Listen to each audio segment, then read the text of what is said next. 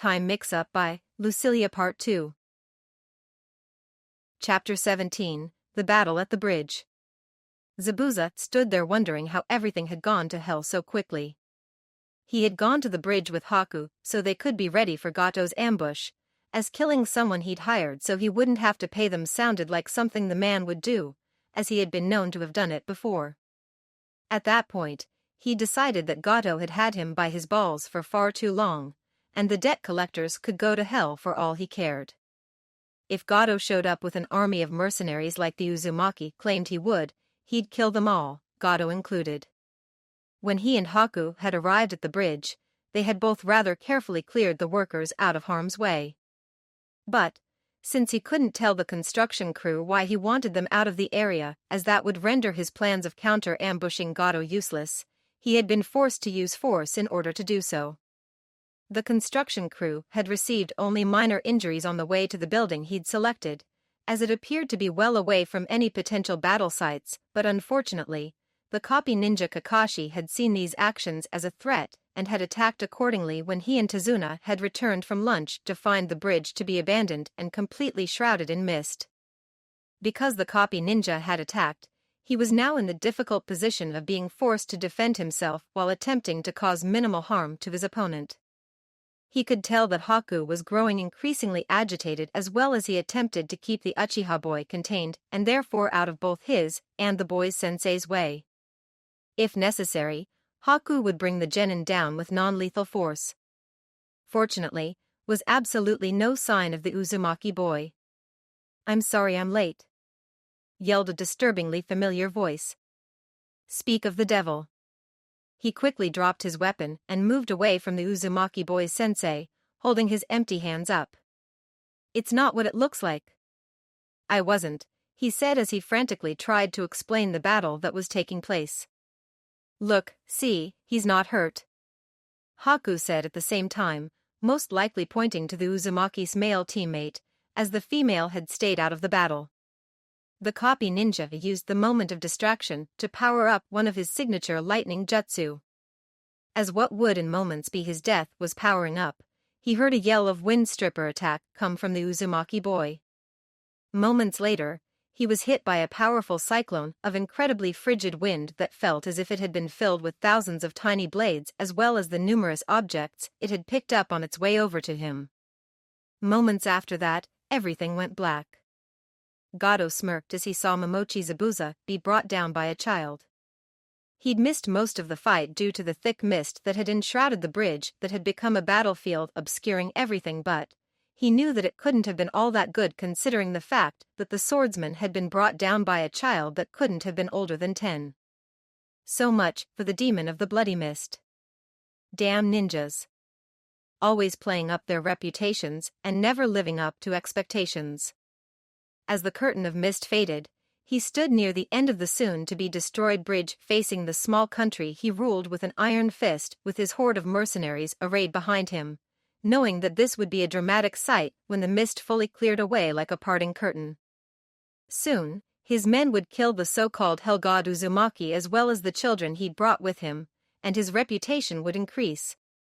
The blonde child who had taken down the man he'd been repeatedly and apparently incorrectly assured was an elite assassin had been the first to notice him. Looking at him and his mercenaries as if they were a minor irritation, the boy made several of those odd hand gestures that ninja made before they attacked. He was pretty sure that whatever the boy planned on doing wouldn't cause too much damage, and would be more focused on the mercenaries behind him as he would see them as the bigger threat. The boy eventually stopped making those hand gestures and yelled water proctologist jutsu. An instant after the jutsu was named, he heard water start to rush behind him, and a moment later there was pain. Then, there was nothing. Then, the nothing cleared and he found himself standing in front of the man called Kaiza, whose death he had used to break the spirits of the inhabitants of Wave. Behind the fisherman who had been defiant to the last was a crowd that consisted of every last one of his dead enemies. Behind them was an even larger crowd of people who died because of his actions. He only had enough time to think, "Oh shit," before the mob surged forward. Sakura sat picking at her dinner, unable to think of what she should make of Naruto. Before the mission started, she had believed that he had only been placed on the team because he was a total loser, and had been needed to balance out Sasuke's awesomeness. Everyone in class called him dead last. All of the academy instructors, besides Yumino-sensei, had called him talentless, incredibly stupid, and much worse, and she had believed them. And, at home, her mother who had told her to stay away from him had said that his mother was a clanless whore, and that his father was more than likely from IWA considering his hair, and she had believed her. This mission, which had been supposed to be a simple escort job, had shaken every last one of her beliefs about the boy she had considered to be the team's fifth wheel. The first blow that shattered the steady foundation of belief had been learning that Naruto's family was both feared and well known outside Konoha. The second blow had been seeing Naruto defeat opponents that even Kakashi-sensei had a hard time dealing with. His methods had been rather unorthodox, but the truth was that he had taken down an entire army. First, he had taken down Momochi Zabuza, who had proven to be an excellent fighter when he wasn't running away from Naruto before Kakashi could using a wind jutsu with a slightly perverted sounding name. Next, he had killed Gato using a water jutsu that had sounded like a prank, but had turned out to have deadly and rather traumatizing results. And finally, the army of townspeople that he had convinced Inari to recruit had arrived in time to see him incapacitate an army of mercenaries using shadow clones and a jutsu that she had constantly yelled at him for, calling it both useless and perverted. In that moment, Naruto had proved that despite it being perverted, it had been far from useless. The third blow to her beliefs had come when Kakashi-sensei had confirmed that Naruto had not been lying and that Naruto's father was indeed none other than the fourth Hokage himself, before swearing her and Sasuke to secrecy. How could she have underestimated Naruto so completely? Worst of all, why did their teachers treat the son of Konoha's greatest hero so badly, and why did her mother tell such vicious lies about his parents? Toshi thought the boat that had rescued him was the most beautiful thing he'd seen in his entire life. When he was pulled aboard, he had felt like hugging and kissing the captain when the man had come to ask him and the rest of the survivors of his mercenary crew what happened. "Gato's dead. The Hell God got him," he replied, shuddering at the memory of what he'd seen. It had been as if a giant fist had, and then the water had started spraying out of the man's mouth. "Hell God?" the captain asked. "Uzumaki and Naruto." Oh gods, he looked like a little kid, and then he was like all of the old stories, but worse. He took out Momochi Zabuza with a weak wind attack, then he used some prank jutsu on Gato, and then the water hit it. Then he made like 1,000 Kage Bunshin, and the next thing I remember is waking up on the boat. I thought he'd spared us, but he'd put a hole in the boat," he said, barely able to bring himself to recount what happened. He could hear one of the other survivors crying nearby, but he couldn't bring himself to chastise the man for being such a baby. He felt like crying too. His mother used to tell him that if he was bad, an Uzumaki would come and get him. He used to laugh it off, believing that the Uzumaki weren't real, that they were some sort of made-up thing like the bogeyman he'd heard about during his travels. But he had been bad, he had been very bad, and the Uzumaki had gotten him. He had no illusions that he would have survived if the Uzumaki had not willed it. The Uzumaki had given him a second chance and, by the gods, he was going to take it. "You did what?" Tsunami asked, not exactly sure she believed her ears. "I put a hole in their boat," Inari mumbled. "Inari, you know you're not supposed to put holes in people's boats," she said, trying and failing to feel pity for the poor mercenaries who were undoubtedly drowning by now. One thing the people of Wave knew was boats, and, if someone from Wave put a hole in your boat, it was a sure bet that it would sink. Do it right, and the boat in question could get pretty far out to sea before it did so. "I'm sorry, Mom," Inari said, looking like a kicked puppy. "That's okay. You'll have to go to bed without dessert tonight, though," she said, trying and failing to be stern. She knew she should be horrified since her son had committed homicide, but all she could feel was glad that those men he'd killed would never be coming back. Sasuke sat in the room that had been provided for his team by Tezuna's family, musing on his day. It had been rather unusual, to say the least. Naruto, the freaking dead last total idiot Naruto, had defeated hundreds of mercenaries with 2 overpowered prank jutsu and didn't even get a scratch on him, while he had been stabbed with like a dozen senbon and failed to even hit that girly boy Haku. To make matters worse, the instant Haku had managed to render his limbs immobile, the little freak had decided to show him how to use his senbon as double-pointed knitting needles for making socks, and had given him several patterns to take home with him. It was as they were loading the mercenaries onto the boat while Haku and Sakura tended to Zabuza, who had apparently only been rendered unconscious, that he decided to believe Naruto's time travel story. There was no other explanation for how Naruto had been so good. In order to pull something like this off, he had to have had the 5 extra years of training he claimed to have had. Considering his familiarity with Jiraiya, it was obvious that that training had most likely been with a Sannin no less. Naruto was Itachi's age, and he had spent several years being trained by one of the strongest ninja in the world, so there was little shame by being beaten by someone like that. Naruto had repeatedly told him that Orochimaru was bad news, as had the man's former teammate Jiraiya. Training under the man, if he offered like Naruto believed he would apparently come at too high a cost. Naruto was Itachi's age, and, from the way he had spoken of Itachi, it was obvious that he had faced him in battle and survived. Naruto had been trained by a legend. There would be no shame in. Naruto dragged himself into the room and flopped onto his futon in an undignified manner, apparently too exhausted to even consider worrying about appearances. "Naruto," he said, to catch the other boy, no, the young man's attention before he fell asleep. "What?" Naruto groaned. "Train me," he said. Chapter 18, The Return Home. Naruto tried to avoid Sasuke's gaze all through his final breakfast at Tezuna's house. He'd initially been shocked when the boy had asked him to train him. The shock rapidly wore off when Sasuke wouldn't stop pestering him about training. He was still trying to decide what to do about the boy's requests.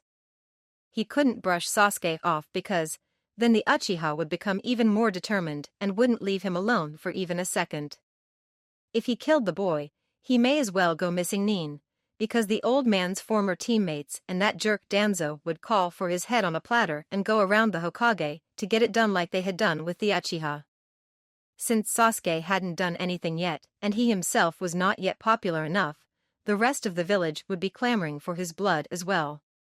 Suddenly, as he began to fall into despair over his limited options, inspiration hit. He'd train Sasuke all right. He'd give Sasuke training that would frustrate him to no end, and make the boy never ask him to teach him something ever again. When Sasuke asked for, or demanded rather, training once again as soon as breakfast was over, he gave the boy the answer he thought he wanted but soon would come to regret if all went well. "Sure, Sasuke, I'll train you," he said, grinning evilly. Finally, Sasuke muttered, "No thank you." That was just like the bastard, always feeling that he was entitled to whatever you gave him and rarely, if ever, giving anything in return. "I don't know where I'm going to get an orange tracksuit in your size though," he said cheerfully. "What is the orange tracksuit for?" Sasuke asked, taken aback. "Stealth," he replied. "Father, you're not seriously considering naming the bridge after?" Tsunami said upon hearing the new name for the bridge the locals had spent several years working on. "Daughter, there are several reasons why I'm giving this bridge that name, and only one of which is because he saved your life and inspired Inari into rallying the villagers. Besides, our main competitors would be close to the sea and therefore more likely to hire shinobi from Mist for any potential demolition missions, just as Gato had done, and nobody from Mist would dare attack the Great Uzumaki Naruto Bridge, especially considering the fact that said person would be less than a day's travel away if half the stories I've heard about ninja are true." Tezuna replied. "Fine. Do what you want, father, but I think that boy set a very bad example for Inari, and naming this bridge after him will just further encourage Inari's behavior." Tsunami said. Inari's behavior? Tazuna asked, wondering what his grandson had done this time, as his mischievous side had reappeared when his depression had disappeared. Hataki-san taught Inari a basic jutsu that apparently even civilian children could pick up with enough practice and, well, young Naruto decided to expand on that lesson before they left. Urameshi-san is currently passed out due to severe blood loss resulting from a massive nosebleed. Tsunami said, sighing. The trip back to Konoha after that second snafu in Wave and the time leading up to the Chunin exams that Kakashi was seriously considering not entering his team into despite Jiraiya and Tenzo's assurances that they would be able to bring Orochimaru down or at least distract him before he got to Sasuke, who he really could care less about, and possibly injure Naruto had been relatively uneventful. He would have put this year's summer exam firmly in the no way in hell category if Naruto hadn't been strongly hinting that he wanted to become a Chunin as soon as possible, and that he'd heard that the exams were coming up soon. For some strange reason, he found that he couldn't really bring himself to deny Naruto anything he truly had his heart set on, and quite likely that would include even this. Tomorrow, a messenger bird will once more be circling above the village, and he would have to make his final decision about whether or not his team would be entering the upcoming Chunin exams. Part of him said wait until winter, while another part of him said that Naruto might not forgive him for doing so. Another element to his quandary was the fact that Orochimaru had come to the exams for Sasuke, and if Sasuke wasn't there, Orochimaru's plans would change and the result would become unpredictable. With Sasuke in the exams, however, there was a reasonable chance of predicting what would happen because it had already happened in not only his timeline, but those of Tenzo and Jiraiya as well. Unlike the last time around, his students' teamwork had actually improved rather than worsened and missions were being completed in record time. The only problems he really seemed to have these days were the number of times angry shinobi had delivered a tightly bound neon pink-clad Uchiha Sasuke, who had yet again been caught pulling some stupid prank during his off hours when he was trying to catch up on his own training, reading, or sleep. As soon as the boy was released, he would look exceedingly determined, and comment on how much he needed to improve before he left.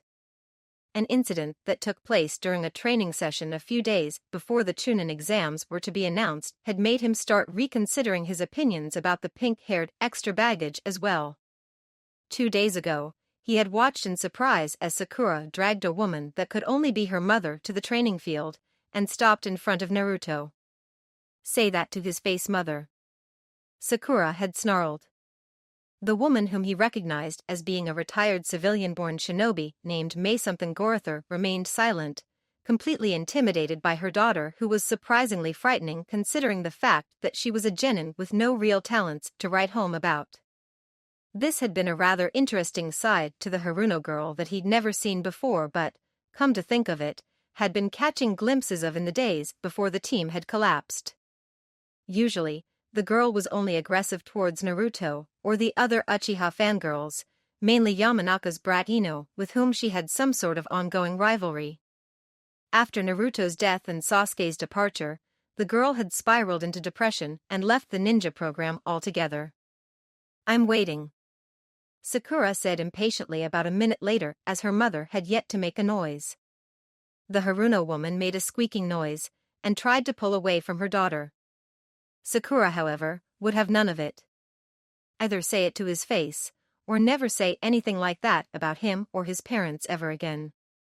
Sakura said, rather forcefully holding her mother in place in front of an increasingly uncomfortable Naruto. Naruto ended up telling Sakura to let the frightened woman go. There was now a rumor amongst the older generations that Naruto was using some sort of mind control on his teammates to force them to do his bidding. The younger generation to which Naruto belonged were more sensible about this, especially after actually hearing from said teammates. Several children were cheering Sasuke on in his quest to figure out how Naruto had managed to evade the ANBU while wearing bright colors, and a large number of girls were now giving Sakura's mother and several other women around the village death glares for calling some poor orphan boy's dead mother a whore. Thanks to the rumor that had been mostly discounted by the younger generation, he'd had to waylay any number of Chunin and Jounin who had wanted to rescue Naruto's teammates from his clutches. Quite frankly, it was getting annoying, and he just hoped that it didn't interfere with the Chunin exams if his students were entered. Marino Ibiki was proctoring the first part and Mitarashi Enko the second, and he didn't need to be on either of their bad sides. Irika felt like tearing his hair out. A couple days ago, after one of the Yamanaka had practically raped his mind, a large number of shinobi had started coming to him for advice about certain disturbing rumors they had heard since he knew the demon best. After telling the 15th person that day that the reason Naruto's teammates were behaving oddly was because Sakura had heard her mother call a teammate's mother a whore amongst other horrible things one time too many and finally decided to call her on it. And because after Naruto had beaten some extremely strong ninja with a prank, Sasuke had stalked him demanding training, and he couldn't come up with anything better than dressing the boy in pink and setting him to pranking the village, and that Kakashi was just plain weird and possibly inappropriately attracted to Naruto, and that if they weren't there for a mission they'd better shove off, he found himself destroying his favorite coffee mug by hurling it against the far wall of the mission assignment room, scaring several people in the process. Soon enough, a 16th, 17th, and 18th person came into the office not for a mission, but to ask about Naruto instead, and he found that he was rapidly running out of things on his desk to destroy. Tenzo didn't usually drink in the middle of the day, but he was currently off duty and the person he was visiting at the moment was offering. He was rather glad that Jiraiya had gotten the necklace thing cleared up because he had a strong feeling that his life had been on the line. If the third Hokage hadn't killed him, the fifth Hokage certainly would have. Rather than tell the truth about the time travel despite the fact that the truth had been what he himself had given his captain in order to obtain leave, Jiraiya had opted to go with a story of how Tenzo had decided to win the necklace because he thought that it might give him a chance with a Tsunade who would be desperate to get it back, and upon first holding it an instinct of some sort that was most likely related to the first Hokage's unique abilities had told him that he would be able to use it to help control the demon within Naruto if it ever got out of hand, which caused all thoughts of scoring with the Sannin to fall away as he knew he had to get the necklace to Naruto immediately to keep him and the village safe. The way Jiraiya had painted him to be a hero with both Naruto's and the village's best interests in mind revealed exactly how Jiraiya had become well regarded as a storyteller despite the fact that practically everything he published was considered pornographic material.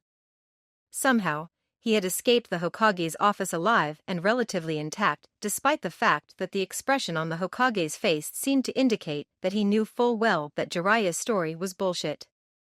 Well, technically, he'd been thrown out the window by an enraged Tsunade who apparently didn't view him as an acceptable potential bed partner, but hey, he was alive. Now, he and Jiraiya were drinking and trading stories about the Narutos they knew from their respective timelines during what was supposed to be one of the numerous planning sessions for how they would deal with Orochimaru. In the ANBU building, there was an air of excitement. A new edition of Mist's bingo book had just come out, and Rabbit was going to be handing out copies. The instant the completion of those copies had been announced, a line rapidly formed outside Rabbit's office. New bingo books were always fun. While it was a good way to see who the foreign shinobi considered to be who's who amongst the ninja of Konoha, there was the added bonus of the fact that it marked open season on teasing the newest entries about the invariably rather entertaining nickname they had just acquired. After what seemed like forever, the door to the office opened, and one of the captains pulled rank in order to cut ahead of the line and get the first new copy for himself. Moments later, he emerged with a slim volume that he was already leafing through. When he was halfway down the hall, he suddenly stopped. His entire body spoke of the complete surprise that was currently hidden behind his mask. "What the hell, God?" the captain said, before his body language shifted from shock to irritation and he snapped the book closed and stormed back into Rabbit's office. "Where the hell is the real bingo book?" the captain yelled.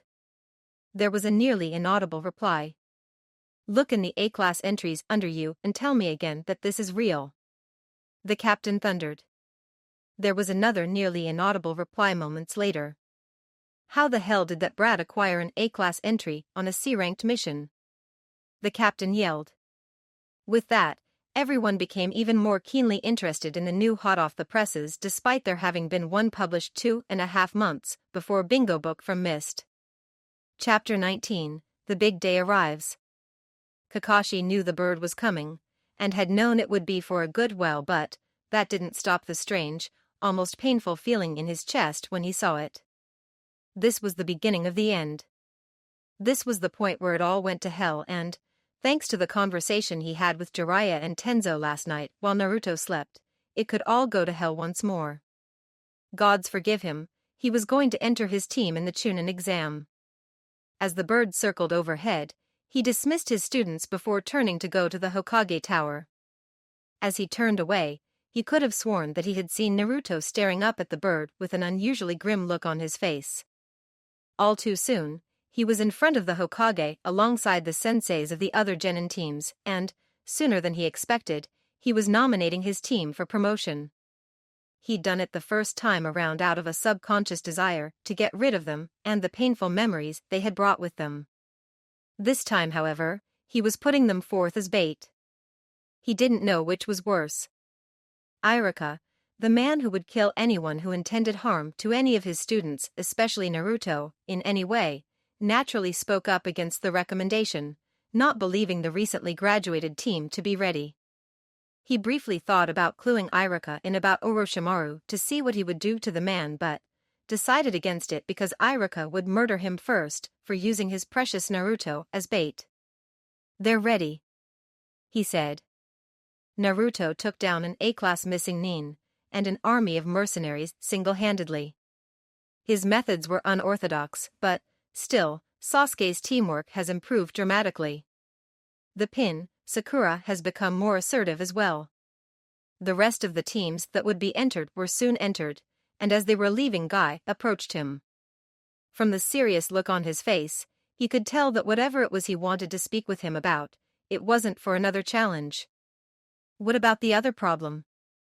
Guy asked. It took him a moment to realize what problem his friend and eternal rival was referring to, and remember telling Guy about his fears of history repeating itself. He'd all but forgotten that in his worries over Naruto's welfare and the impending invasion. "I don't know.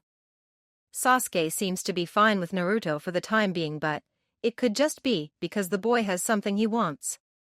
Sasuke hates being second best to anyone, and if he doesn't catch up to Naruto soon, things could spiral out of control," he replied, remembering what had happened when Naruto had managed to best Sasuke in a fight the last time around. "What could Naruto have that he wants?" Guy asked. "In simple terms, power. Naruto's been able to distract him with something shiny as it were, but I don't know how long he'll stay distracted," he replied. "So, the jumpsuit and the pranks have a purpose?" Guy said. "Yeah, Naruto said it as a training exercise. Since Naruto is capable of outmaneuvering ANBU, and Itachi was an ANBU, he replied, having decided a while back that that had to be the reason Sasuke would be willing to go through such humiliation. The boy was driven by revenge and would do just about anything to get it. I never could figure out how Yumino Iruka could catch that boy when he was capable of evading even me." Guy mused, apparently remembering one of the more recent searches for Naruto, probably the one with Mizuki and the scroll. "It's because Naruto trusts him. That, and Iruka used to be a prankster himself, so he knows where all the best hiding spots that only a kid can fit inside are," he explained. It was that, and the fact that Iruka seemed to be the only one who was able to accurately profile Naruto despite the boy's rather unpredictable nature. "So?" Asuma and Kurenai asked when Guy caught up to them after his brief conversation with Kakashi. "There is still the possibility of danger.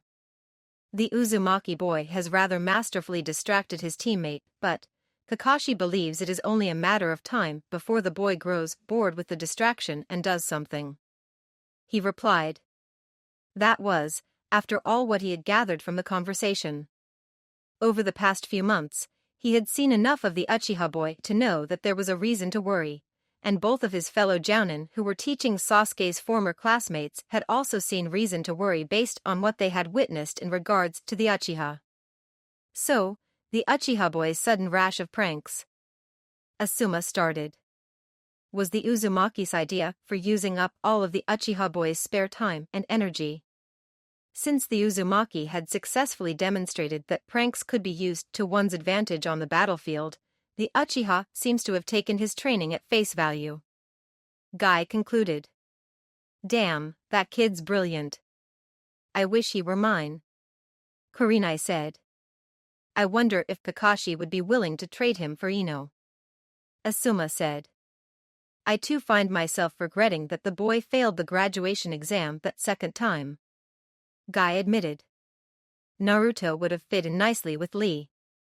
Both boys would have quite likely driven each other to new heights, and the boy's unorthodox strategic style could have fit in nicely with Lee's and Tenten's fighting styles. It's a pity that there weren't any genin teams with 4 genin, because he could easily see the Uzumaki boy's cheerful nature finally cracking through Niji's depression as well. How he'd seen that exceedingly valuable asset as the demon that had resided within him for so long, he didn't know. Sasuke smirked slightly as he prepared the bag of brightly colored arts and crafts feathers and the corn syrup. That weekly fangirl meeting wouldn't know what hit it.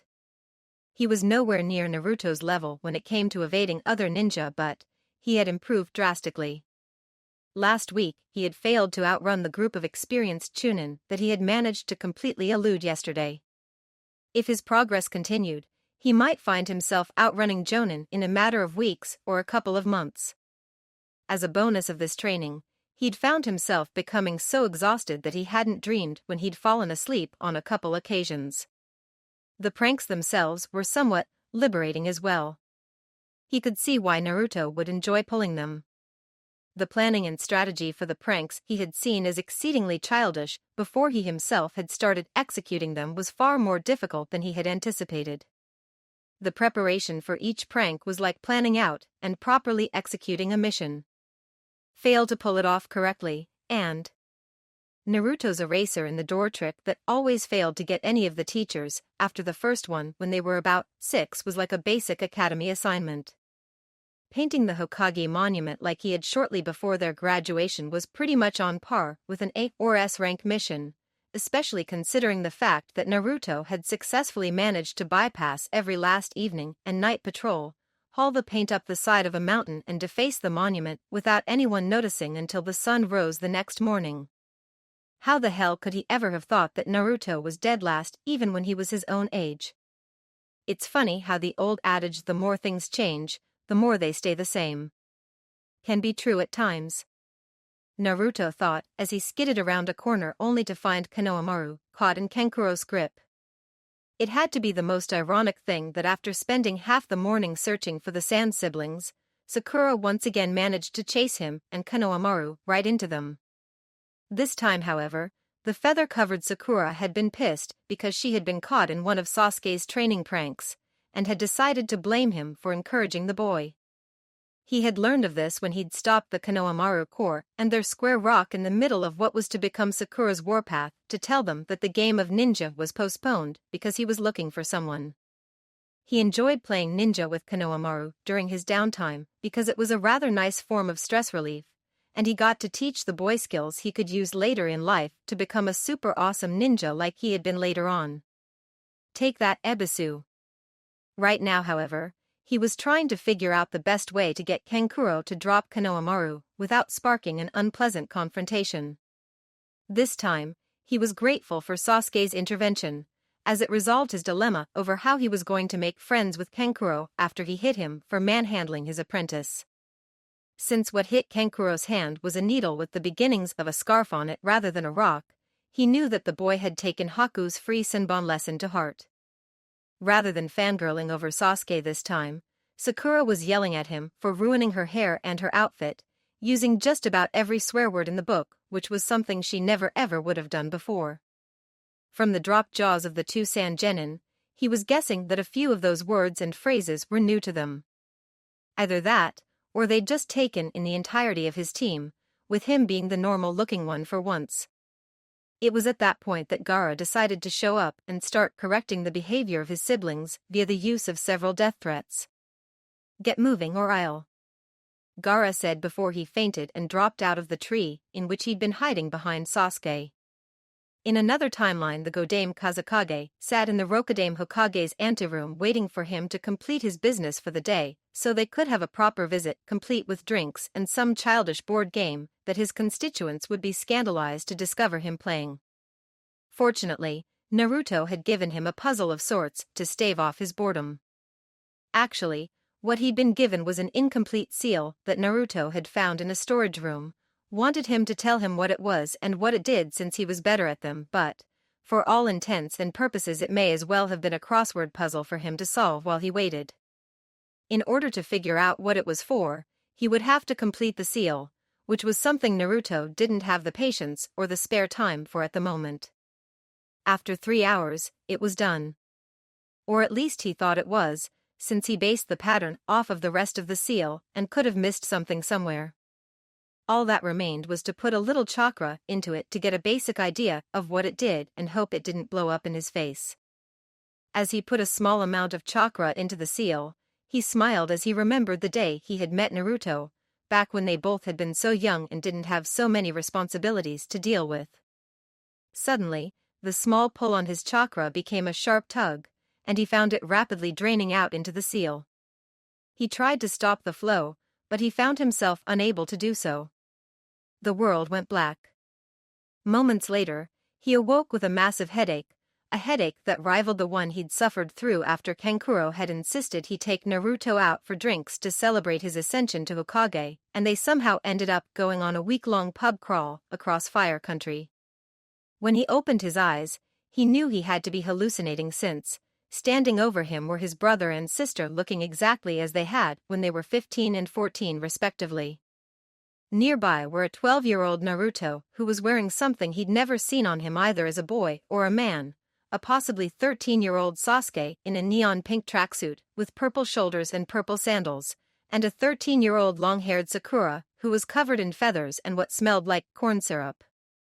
A familiar roiling in his gut heralded the presence of Shikaku, whom he hadn't had to deal with for many years. The world went black again. Chapter 20, First Phase.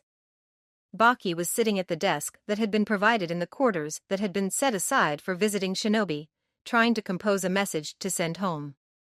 Tomorrow morning, the first phase of the Chunin exams would begin, and he was seriously considering not allowing his team to enter even though it was a vital component for the invasion plan.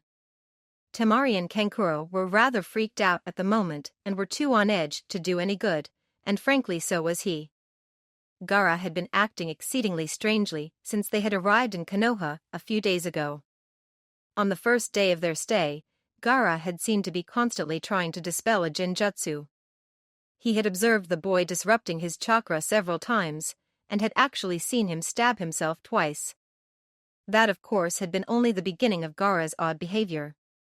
Since his mysterious collapse shortly after their arrival in Konoha, Gaara had behaved in an uncharacteristically kindly manner towards his siblings, and hadn't threatened them even once. Even more disturbing was the fact that the boy was even being nice to him and actually coming to him for advice. There was also the fact that he spent virtually all of his free time with a blonde genin who was native to the area. Then, there was the fact that he had started speaking with and referring to the Ichibi in a less than loving manner, and had started calling the demon damn raccoon and stupid raccoon instead of mother.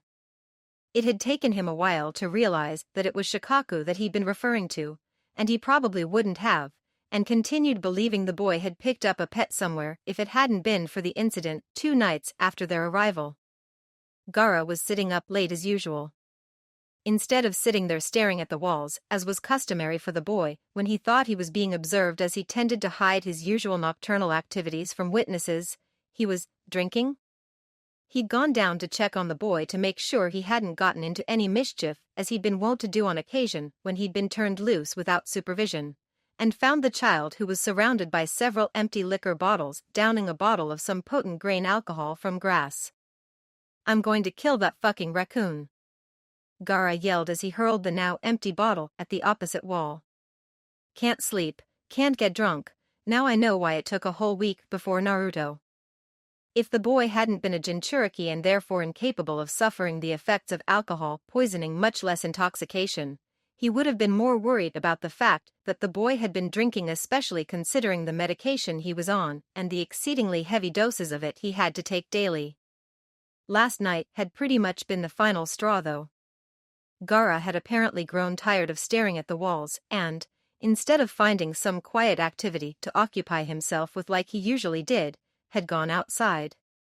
He nearly had a panic attack when he discovered the boy was gone, fearing the sort of mischief the boy could get into and the type of incident it would cause. Hoping and praying that the boy wouldn't decide to kill him rather than comply, he went out after him in order to bring him back. It took a while for him to find Gaara, but he eventually located him atop the Hokage monument where he was seated on the fourth Hokage's head next to the blonde boy he had taken to spending time with. Nice to hear about a world where things went right for a change. When Erosenin and Yamato Taicho think that I'm not listening, they talk about where things went wrong for them, and I'm starting to think that Kakashi-sensei might have. I can't wait for the Chunin exams to start so I can help get rid of Orochimaru so things'll be better. The blonde boy said. You know, for a while, there had been a running joke amongst certain circles that you would have to reach Kage level before you made Chunin. Gaara said. And? The blonde boy asked. You should have seen the looks on everyone's faces when the Rokudaime Hokage entered himself into the Chunin exams. Gaara replied, laughing. That's not funny. The blonde said, playfully shoving Gaara. Gaara's mood suddenly shifted. That in itself wasn't so unusual, but the moods he'd shifted from and to were. Gaara's moods usually went from blank calm to bloodlust. This time, however, he'd gone from nostalgia to melancholy. How did you forgive them? Gaara asked in an almost contemplative manner. Forgive who? The blonde boy asked. Your parents. Gaara replied. I'm not sure that I have entirely. I understand what needed to be done, and I accept that. Sometimes, you have to make sacrifices for your village. My father wasn't the sort who would ask someone else to do something he himself was unwilling to do. Your situation was different though. I can almost understand why you hated him. I think he was already dead before you arrived, so it isn't your fault for not saving him. The blonde boy replied. Can I help you when you try to take down Orochimaru? Gaara asked. Sure. We'll need all the help we can get. That guy's one tricky bastard. The blonde boy said. That seemed to end the conversation because the two boys sat there silently before Gaara eventually got up and headed back to their quarters. There was something seriously wrong with Gaara, and there was a strong possibility that it would put him, his team, and the plan in danger, especially considering the fact that he planned on killing Suna's new ally. Gaara didn't feel the least bit guilty for destroying the message Baki sent home. Baki was a good man and an excellent advisor, but, in this instance, he was misguided. He would do what he had to for the good of his village, and he couldn't do that if people who didn't know what was going on were interfering. Taking out a brush and some ink, he very carefully forged a response that he would send to Baki at the appropriate time so he wouldn't realize that the message hadn't been received until it was far too late to do anything about it. Kankuro shuddered as he stared at his brother, who stood around looking as if he were waiting for someone, completely ignoring the crowd of genin that completely surrounded him. He knew that Gaara's nice behavior was too good to last, and, that morning, when Baki had said that he was going to withdraw them from the exams, Gaara had flipped. He was still amazed that Baki wasn't dead. Gaara had gotten his way in the end, and now, they were nervously waiting for the exam to start. There was one good thing about this though, Gaara would need them until the end of the second phase and wouldn't be able to kill them until then. Naruto growled when that asshole Kabuto approached the rookie genin. Now that he wasn't overwhelmed by the experience of being in the Chunin exams, he was beginning to notice things that had gotten by him before. One of those things was the way Kabuto smelled. Now he knew why he'd liked Kabuto the last time, why he had been so willing to trust the more experienced boy who was offering his help without questioning his motives and wondering about the little inconsistencies that were bothering him now. The bastard had soaked his clothes in ramen. To anyone else, it would seem as if he'd just spilled his breakfast like the clumsy moron he was, then allowed it to dry because he didn't have time to change into anything else. To him, however, ramen meant comfort, ramen meant safety, ramen meant happiness. Ramen had been given to him by people who liked him, people that he treasured. The memories brought up by the scent would bypass any instincts that screamed that the spy wasn't to be trusted, and instantly place the young man in his like category. Now that he knew what a complete and utter bastard that Kabuto was, however, he would not be falling for that trick a second time. All too soon, Kabuto was showing the trusting little brats who'd gathered round him those cards. Now that he thought about them, they were one hell of an inconsistency, one that he should have noticed even back when he himself was a clueless moron. What about Naruto? Hiba asked Orochimaru's spy. What the? Kabuto said when he looked at the card. According to this, Naruto has somehow acquired an A-class listing in the Mist Bingo book under the name Helgad Uzumaki and is rumored to have defeated swordsmen of the Mist Momochi Zabuza in combat, despite the fact that he has only gone on 7 D-rank missions and 1 C-rank mission. About that C-rank, the old man was being cheap and didn't want to shell out A-rank pay. Apparently, if you sign up for a C-rank and it turns into an A-rank, you get paid for the mission you signed up for. He said, clarifying the information for the other rookies. The reason I defeated Zabuza was because I used a wind stripper attack jutsu on him while he was distracted. If his former classmates knew he wasn't an easy target, they wouldn't go after his team, and therefore they wouldn't get in his way when he took care of the sound genin who had accompanied Orochimaru in the Forest of Death. Wind stripper attack? You killed the devil of the bloody mist with a prank jutsu? Kabuto said, looking as if someone had pulled a giant halibut out of nowhere and hit him with it. Nah, he's still alive. Poor guy was a bloody mess because all the stuff the wind picked up on the way, but he survived. He was even real nice about it when I apologized later. He was just happy that he was free from that stupid contract he'd been tricked into, since I killed Gato with that water proctologist jutsu. He said cheerfully. Wah. Kabuto said, looking even more stunned. Who's Gato? Hiba asked Shino, who was apparently the brains of Team 8. He was a billionaire shipping magnate who was rumored to be able to call up an army of mercenaries to crush his competition. Shino replied, stunning the rest of the group, who'd never heard the quiet boy string so many words together at once. What happened to the army of mercenaries? Hiba asked, looking put out for some strange reason. Knocked them out with a harem jutsu. He replied. Where was Sasuke-kun in all of this? Ino asked. After Haku got him calmed down and convinced that Zabuza wasn't really trying to kill Kakashi-sensei, he showed him how to knit socks with senbon. That's a really useful skill to have. I wish I'd had the patience to sit down and learn it myself. He replied. At this point, Kabuto was starting to look as if he'd just been thrown into a universe where up was purple, and the conversation went on around him as if he wasn't there. Eventually, Ibiki arrived, marking the opening of the first phase of the Chunin exams. Kakashi sat on pins and needles as he waited for the first phase of the exams to finish. Soon, he, Jiraiya, and Tenzo would be in the forest hunting down Orochimaru and hopefully crippling him before he could harm his team and put that seal on Naruto and that other seal on Sasuke. For now, however, he would have to sit with his fellow Jounin instructors awaiting news on how the first phase had progressed. Things had to appear to progress normally and seem as if they had gone into the forest after having discovered the grass genin, so Orochimaru wouldn't change his invasion plans if they failed to bring him down. Tenzo watched as Jiraiya prepared a variety of sealing inks and put a special knife used for certain blood seals in a place he could get at it quickly. He'd prepared his own weapons the night before and had double and triple checked them that morning.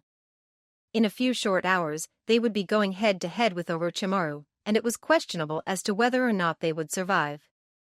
Neither of them were quite certain what Sasuke had done to defeat Orochimaru, and, as Jiraiya's timeline revealed, Sasuke's method probably had only a 50-50 chance of succeeding, if that. Funny.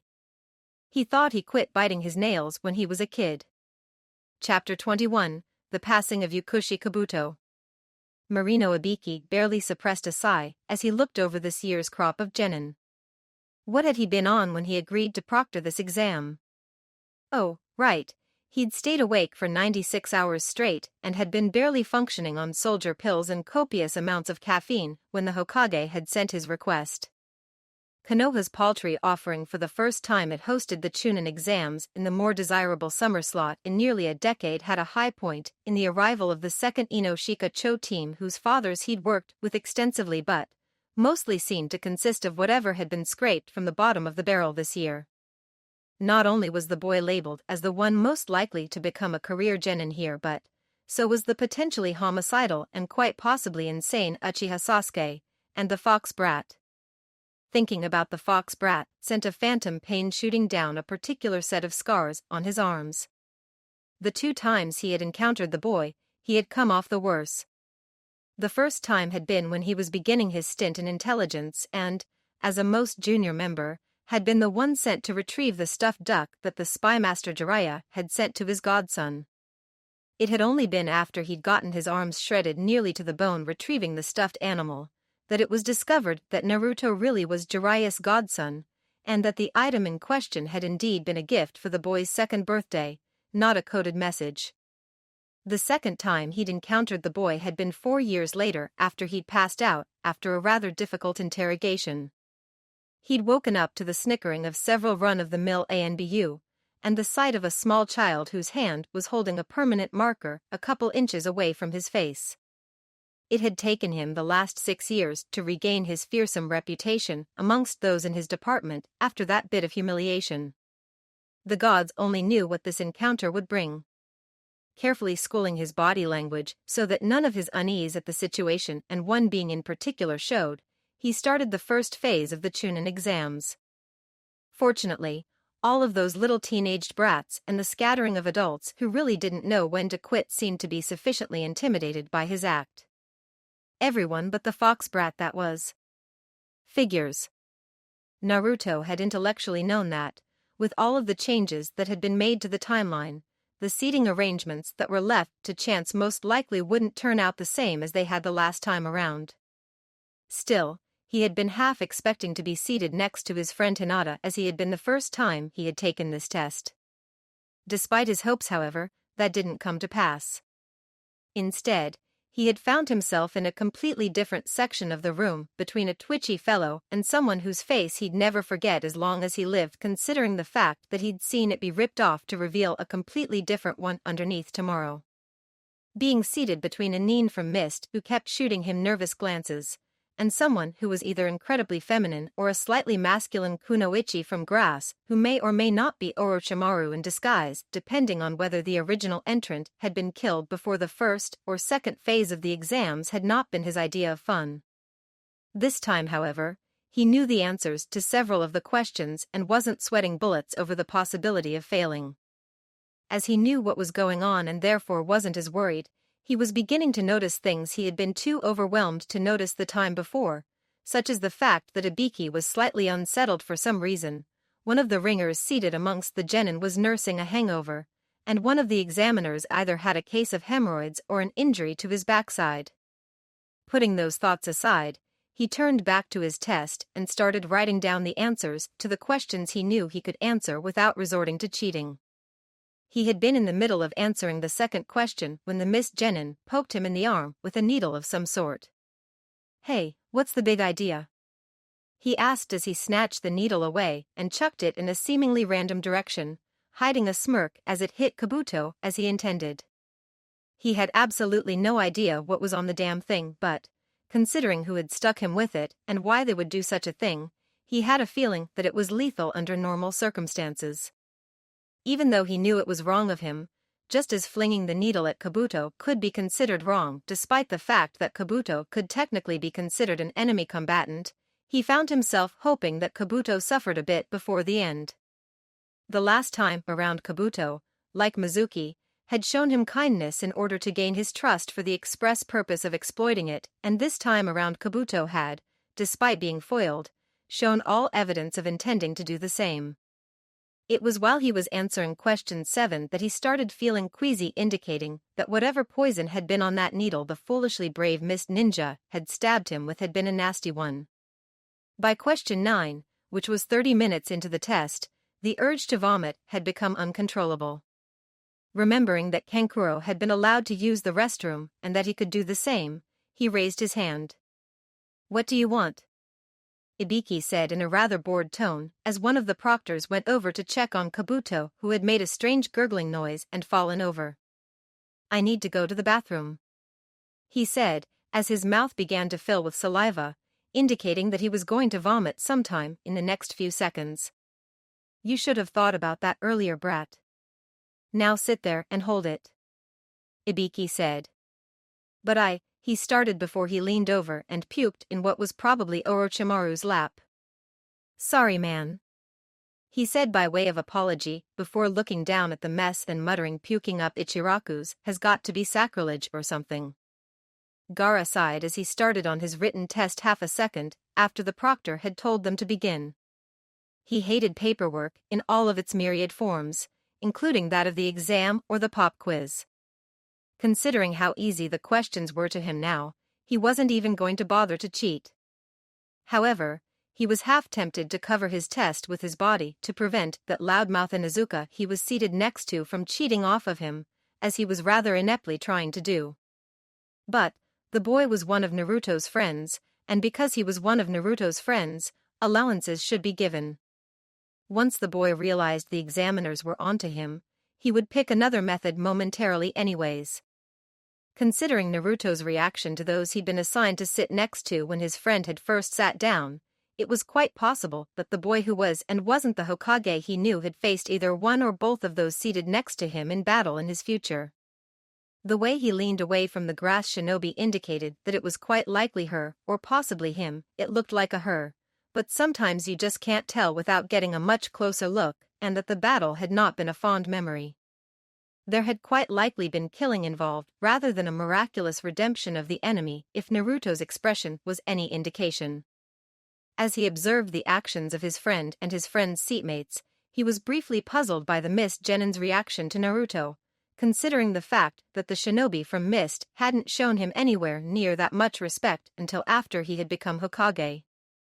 Then, he remembered that this Naruto had somehow changed the timeline and had gotten quite a fearsome reputation and the odd moniker of Hell God while doing practically fuck all to earn it. After a few minutes, the Mist Genin eventually drew on a well of courage and made his move. A second later, a small needle whizzed past his ear before sticking itself into Orochimaru's lackey Kabuto, who quite likely made a fatal mistake in not dodging it in order to maintain his loser Genin persona. Had the needle missed Kabuto, it would have harmlessly embedded itself into the table behind him. And, if what was on the needle was what Gaara suspected it was, Naruto's reputation would be receiving a boost and Kabuto would be dead rather shortly. He had finished the 9th question and had been doodling on the back of the exam paper when he heard the gurgle and thud that marked the passing of one Yukushi Kabuto. This was soon followed by Naruto puking on one of his seatmates. Based on the fact that it was the grass Genin rather than the person who had attempted to poison him, he had a feeling that Naruto really disliked the woman. For some reason. Deciding to solve that mystery later, he turned his attention to the front of the room and began his wait for the 10th question. Based on the fact that 2 of the proctors were now dragging a corpse out of the room, it was quite possible that there would be a delay that would make the wait longer than the 15 minutes it was supposed to be until the question was asked. Ibiki groaned. Trust the fox brat to cause problems for him without even trying. It was quite obvious that the boy his fellow examiners were dragging out was dead. Now came the decision of what to do about it and who to dismiss. The Genin from Mist and his team was an obvious choice since it had been his needle and, one of the things he'd stated at the beginning before the tests had even been handed out was that there would be no killing during this test unless he gave leave to do so, which he hadn't. But, the question was, should he dismiss the Fox Brat's team as well? The Yakushi boy's death had appeared to have been an accident, and partially the boy's own fault too since, if the teen had dodged, he would have been digging a poisoned needle out of the table behind him after the test rather than watching the boy's corpse be dragged from the room. But he'd seen that little grin Naruto had tried to hide when the needle had hit Kabuto, and it was quite possible that others had seen it as well, placing the accidental nature of Kabuto's death, and therefore whether or not any rules had been broken on Naruto's part as well, under question. Under normal circumstances, he would have immediately dismissed the boy and ordered that he be brought in for interrogation into why he had thought it funny to kill a fellow shinobi from his own village. This case was different, however, as Jiraiya had recommended that the career genin Yakushi Kabuto be discreetly placed on a list of individuals that needed watching due to suspicion of espionage a few months ago, making this something other than normal circumstances, especially considering the fact that, after careful surveillance, it would appear that Jiraiya's suspicions had panned out, and that Naruto had quite likely just done the village a service. By all rights, he should be dismissing the boy and his team for accidentally killing one of his own anyways, but failing a student for taking out a spy seemed a little, thus the headache. 12 is dismissed, he said when Kabuto's body had finally left, followed by the boy's surviving teammates. 13. You and your teammates may remain though. I must tell you that, if you aren't more careful in the future, you won't make it past Chunin if by some miracle you pass this test, or Genin if you don't. May young Kabuto's death be a reminder to you all that if you are in a crowded area and someone pokes or stabs you with something that may be poisonous, it is not a good idea to grab it and throw it in a random direction. There is a good chance that you could hit one of your friends or allies, as Uzumaki Naruto did earlier. Despite the questioning glances he'd received from the other examiners over his decision, the test continued as scheduled. If the first headache Naruto had caused that hour wasn't bad enough, however, he ended up causing another one less than 15 minutes later when he decided to inspire the other genin during the 10th question, meaning that 72 genin were left in the room at the time of his little speech. This of course would be causing another blow to his fearsome reputation, as there should have only been 48 or less of the brats left in the room when Enko arrived. While he tried to put a cheerful face on whole mess, internally he was feeling a serious need for a drink and maybe some painkillers for the massive headache that had formed as a result of the Uzumaki's actions today. It would seem that the score as it currently stood was Fox Brat 3, Ibiki 0. Chapter 22, Into the Forest. Outside of Training Ground 44 aka the Forest of Death, Naruto was impatiently waiting for the second phase of the exams and all that came with it to begin, which meant that rather than trying to cover his extreme nervousness and uncertainty about what the future held with an overly sassy attitude like he had the last time, since he already knew what was coming, he was testing exactly how high he could jump. Well, actually, what he'd been doing was hopping up and down in place, and jumping progressively higher with each hop. People finally started noticing what he was doing when he was directly overhead, and were now taking bets on whether or not he'd make it to 50 feet. When he finally reached 50 feet, there was a chorus of cheers and groans beneath him, and he could see a large amount of money changing hands on the way down, and not only between the genin. He could probably make it to 100 feet if he were so inclined, but landing wasn't his specialty, and if he did so at a straight drop like he usually did rather than trying to manipulate wind currents in order to let himself down gently like he was supposed to when falling from such a height, he'd end up breaking both of his legs, which meant spending a painful night in the hospital and disqualifying his team, which Sasuke probably wouldn't forgive him for, even though he knew that. Orochimaru was more than likely in the forest waiting to molest him.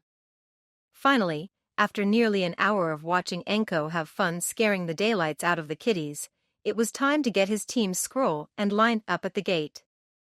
There were 26 teams just like there had been the last time around, though Kabuto's team hadn't made it and an extra team from Mist who had quit shortly before Ibiki had finally decided to finish torturing the genin over the 10th question had thanks to his slightly early intervention.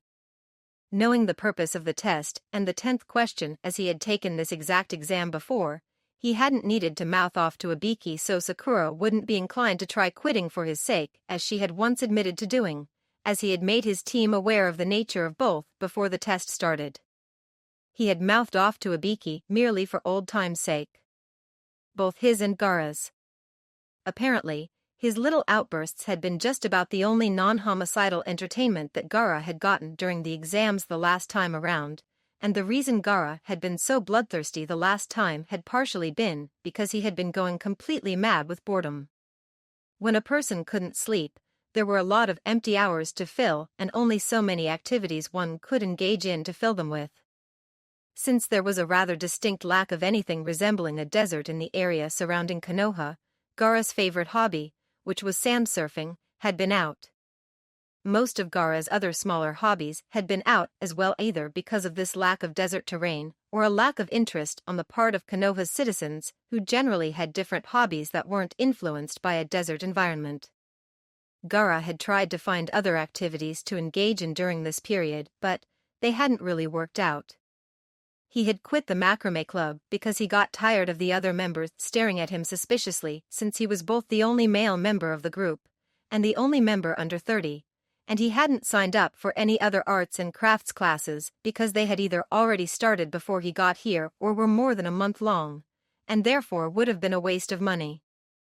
This time, when it came time to enter the forest, Gaara and his siblings, or Team Super Awesome Go, as Kankuro had named them before they had left Suna for the exams, had taken the gate next to them, since they would be meeting in the forest and teaming up together as soon as they were given leave to enter. As both teams watched, other teams filed towards their respective gates and, all too soon, it was time, and his team was running through the forest towards a spot that was almost precisely between the two gates. Gaara's team arrived a moment after his did, with Kankuro and Temari nervously questioning Gaara as they did so. "I'll show you mine, if you show me yours," Naruto said, well aware of the possible meanings of that particular statement. The looks on Sasuke and Sakura's faces when he said this, as well as Gaara's older siblings' reactions to this statement, were absolutely priceless. "Okay," Gaara replied, stunning Kankuro and Temari. On a count of 3, they both pulled out the scrolls that they each had insisted on carrying when they were being handed out. Both of them were heaven. Good, then there wouldn't be any problems with teaming up. With the showing of the scrolls taken care of, he turned to his teammates and asked, "So, what did you think I meant when I said that?" The choking coming from Kankuro and the embarrassed sputtering from Sakura and Temari was all the answer he needed. With the embarrassment of their teammates out of the way, it was now time to get a plan in place before they went their separate ways and found places to settle in and wait for Orochimaru to join the show. It was sure to be one hell of a show, considering the fact that Jiraiya, Kakashi-sensei, and Tenzo would be showing up almost immediately after the Sannin arrived, since they knew approximately where he'd be. He'd made sure that they had taken the same gate as last time so the search area would be narrowed, since he hadn't known Orochimaru's exact location when he'd attacked them the last time around. While Naruto had been taking the first phase of the exams and getting a start on the second, Tenzo had been waiting impatiently for the news that would inform him that it was time to get the show on the road as his captain, after Kakashi used to say. After reading through the entire newspaper and draining half the pot of coffee in the ANBU break room where the ANBU who'd taken over most of the KMPF's duties after the massacre usually hung out, the call came in reporting the presence of a corpse in an isolated area that was popular amongst young couples.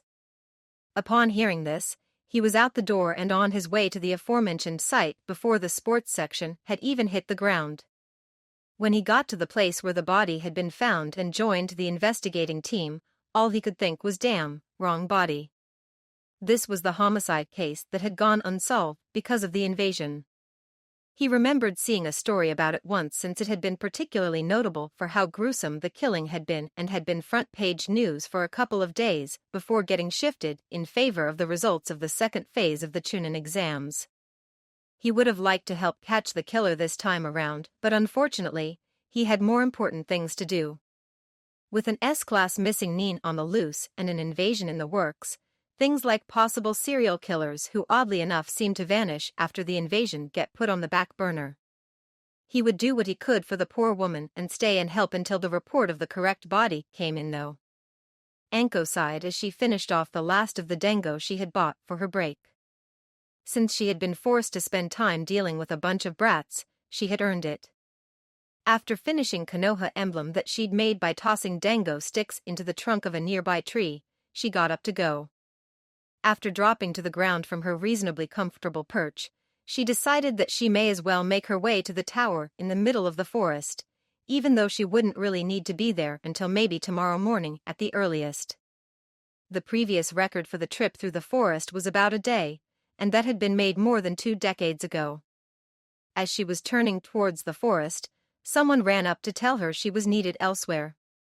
Apparently, despite the fact that it wasn't located inside the Forest of Death, there was a problem that was within her jurisdiction as a proctor of the Chunin exams that had cropped up. When she reached the isolated area that was only just within the boundaries of the village where the group that had summoned her was located, it had been to learn that somebody had found the dead body of someone that she had vaguely remembered seeing amongst the teams of Chunin hopefuls that had headed into the Forest of Death earlier.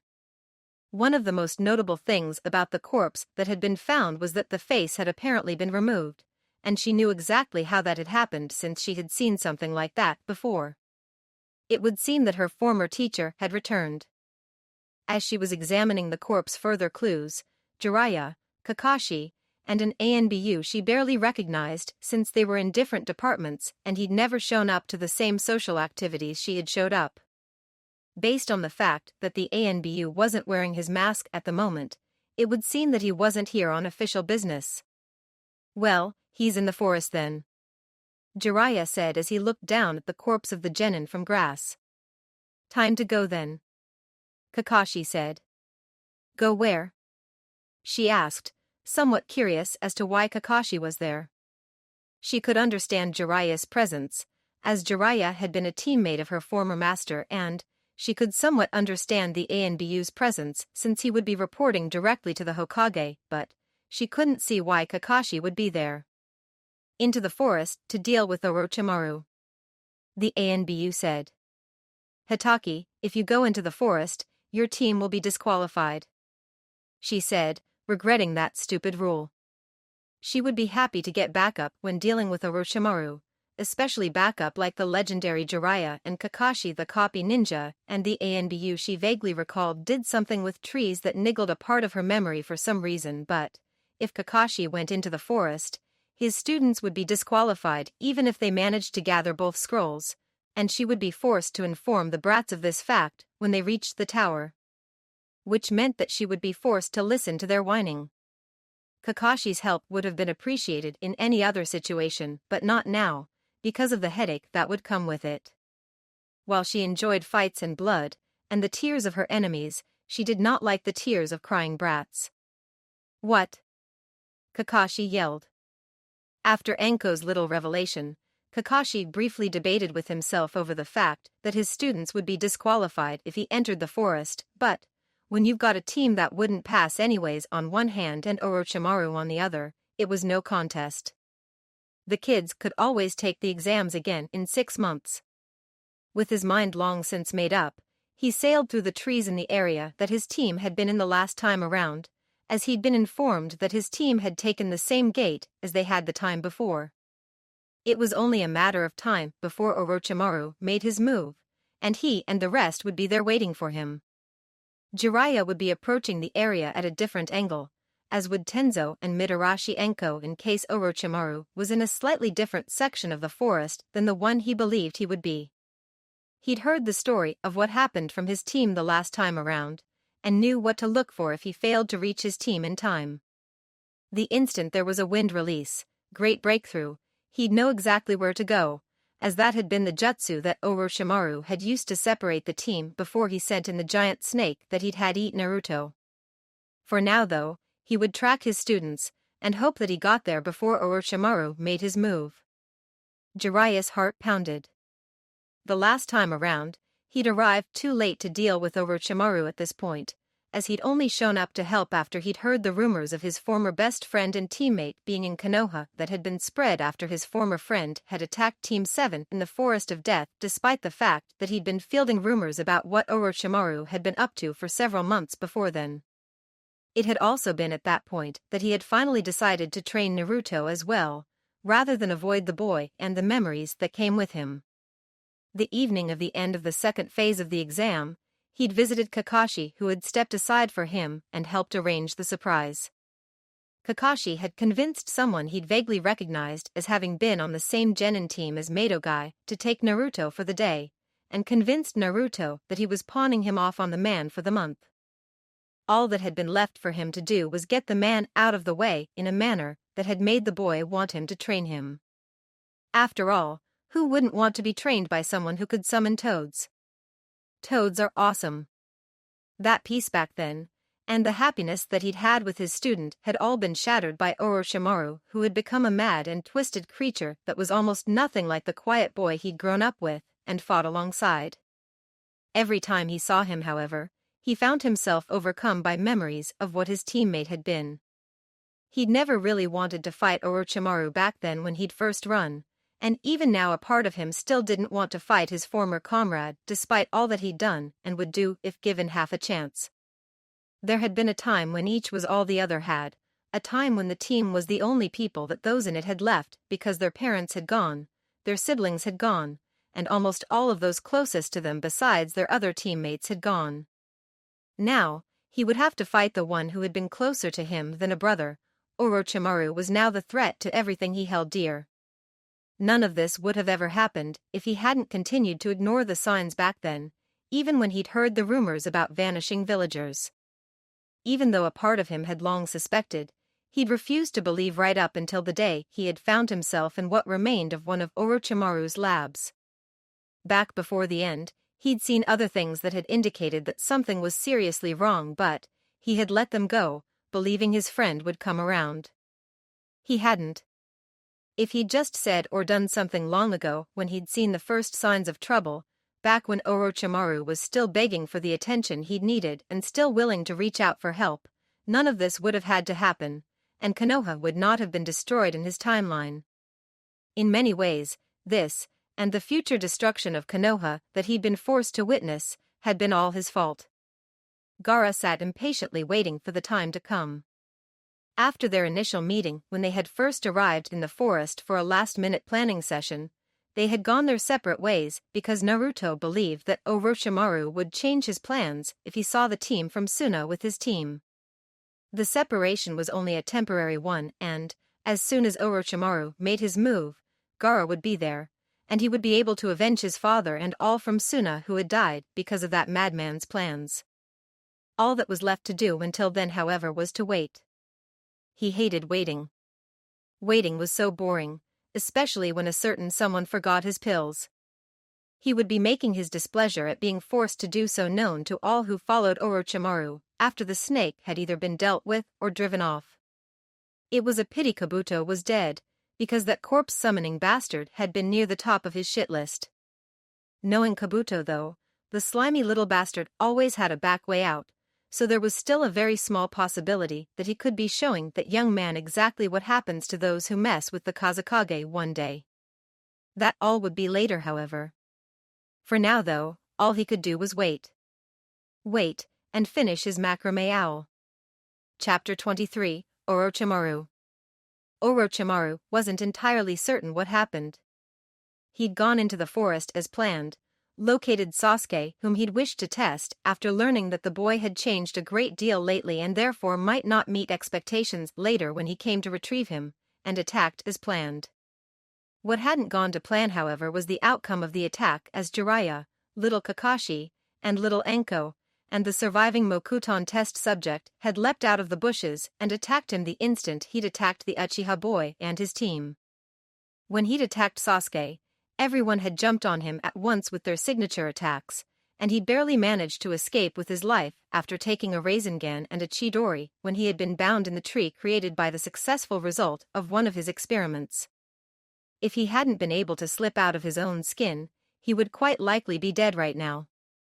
Out of the group that had ambushed him, he'd only been half expecting Enko to attack him while he was in the forest, and that was because, since he'd come so close to her earlier, he knew that she couldn't fail to notice he was there, and would eventually be coming for him in search of revenge. Being attacked by Jiraiya, who had, to all appearances, finally decided to retire and settle down in Konoha, where he was playing house with little Minado's son, had been unanticipated and unexpected but not outside of the realm of possibility. Little Kakashi and Wash's name had most likely either been recruited by either Enko or Jiraiya. Apparently, someone had found the corpse he'd left behind and put two and two together. He didn't know how, but they had divined his true target this evening, and had acted accordingly.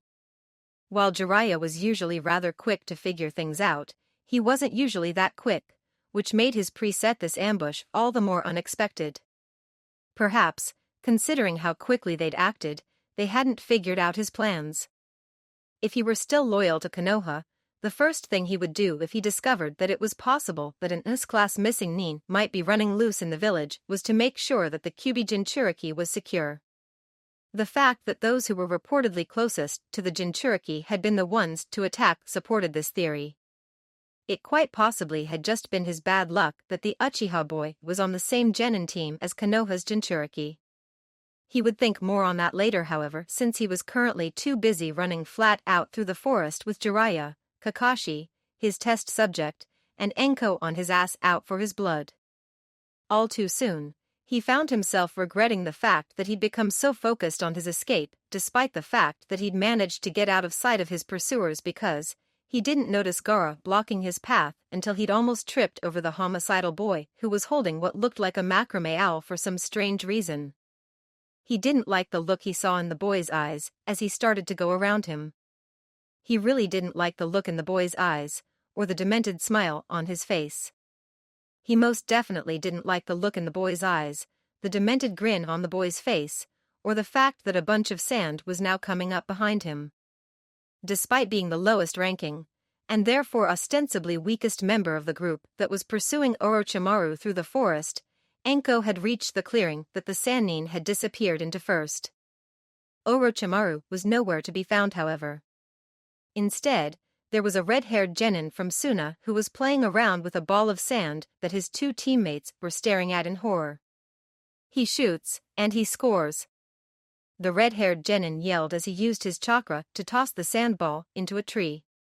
Instead of asking the child if he'd seen Orochimaru as she had planned, she had found that somewhere between her brain and her mouth the question had become, "What are you doing?" "Playing basketball with this pale, long-haired weirdo that I found." The red-haired genin replied innocently. "Where is he?" she yelled as her male companions finally entered the clearing. Both of the red-haired genin's teammates pointed at the ball of sand that the boy was bouncing off of another tree. Gaara sighed as his entertainment, who was quite amazingly still alive if rather broken, was taken away and put under a number of chakra suppression seals amongst other things after receiving a swift kick in the balls from each of the jounin who had come to retrieve him. While he had been waiting to get his revenge on Orochimaru more for the Suna nin that had been killed in the invasion than for his father whom he'd felt obligated to get revenge for as a member of his family, rather than out of any particular desire to do so, he'd finished his macrame owl. After a while, with nothing else to do, he'd gotten bored again, and without paperwork to fill the empty hours by turning them into a torturous hell, he'd started getting antsy. When Orochimaru had finally made his appearance and escaped the Konoha ninja's attack, which had looked more like a scene out of a comedy with everyone jumping out of the bushes at once to fight him, it had almost been a relief.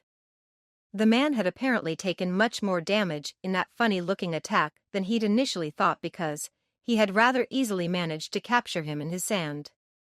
After he'd compacted both sand and man-shaped serpent into a ball, he found he needed something else to do, so he had a feeling that what had freaked Kankuro and Temari out about his game of Orakaball so badly was the fact that he had been behaving somewhat out of character rather than the viciousness and brutality of his actions. This was a side of him that almost nobody ever saw because they were usually asleep when it came out. During his youth, he'd had to fill his empty hours with something, and killing assassins only took a second or two. "You do realize that your team is going to kill you," Jiraiya said to Kakashi as he jostled his end of the stretcher he and the other man were carrying in order to aggravate his former teammates' injuries. Now that the rather anticlimactic fight was over, he wasn't feeling as guilty and apprehensive as he had been, and was starting to remember more of the bad times with Orochimaru. It wasn't like causing his former teammate who'd betrayed him, Tsunade, and Hiruzen-sensei an extra bit of pain was going to kill him. Right now, as far as I'm concerned, it doesn't matter. Kakashi replied. My students are safe, and there's no chance in hell that the Uchiha will join that snake now. Besides, it's not like I destroyed their only chance for advancement. They can take the exams again in 6 months. Yeah, but, with 2 pranksters on your team? He replied. I'd be triple-checking everything I own for the next several years if I were you.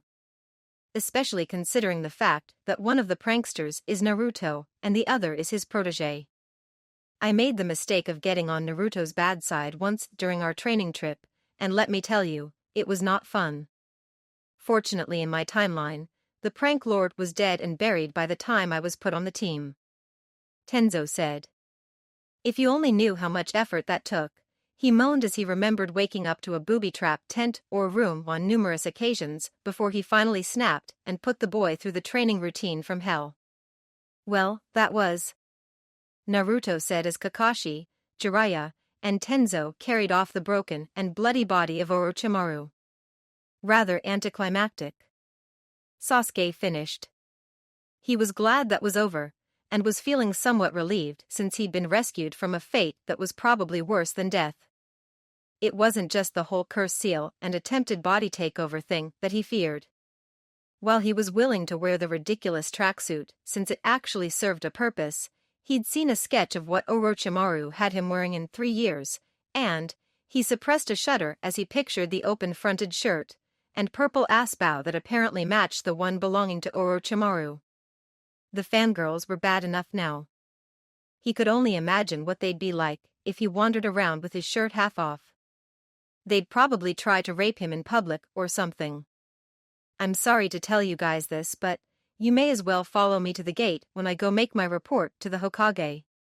The Proctor Mitarashi Enko said as Kakashi, Jiraiya and Tenzo disappeared into the distance.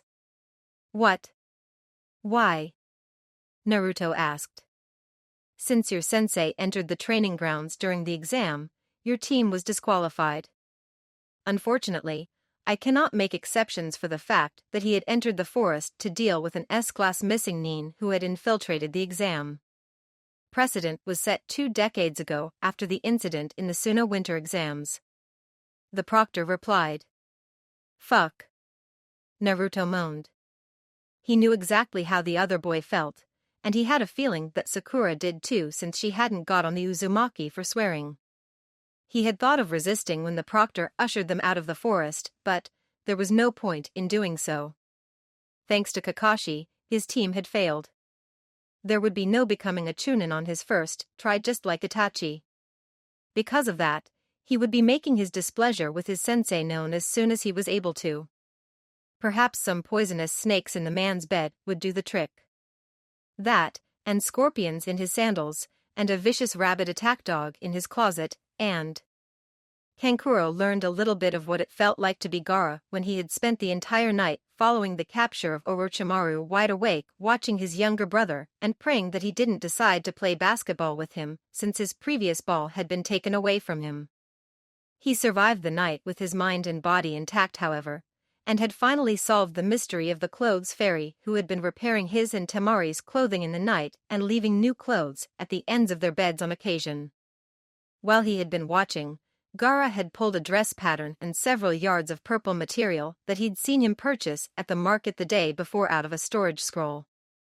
His brother then spent the rest of the night cutting out the pattern and sewing it together to create said dress after measuring Temari several times because he didn't get the same measurement each time since his sister was busy quaking in fear.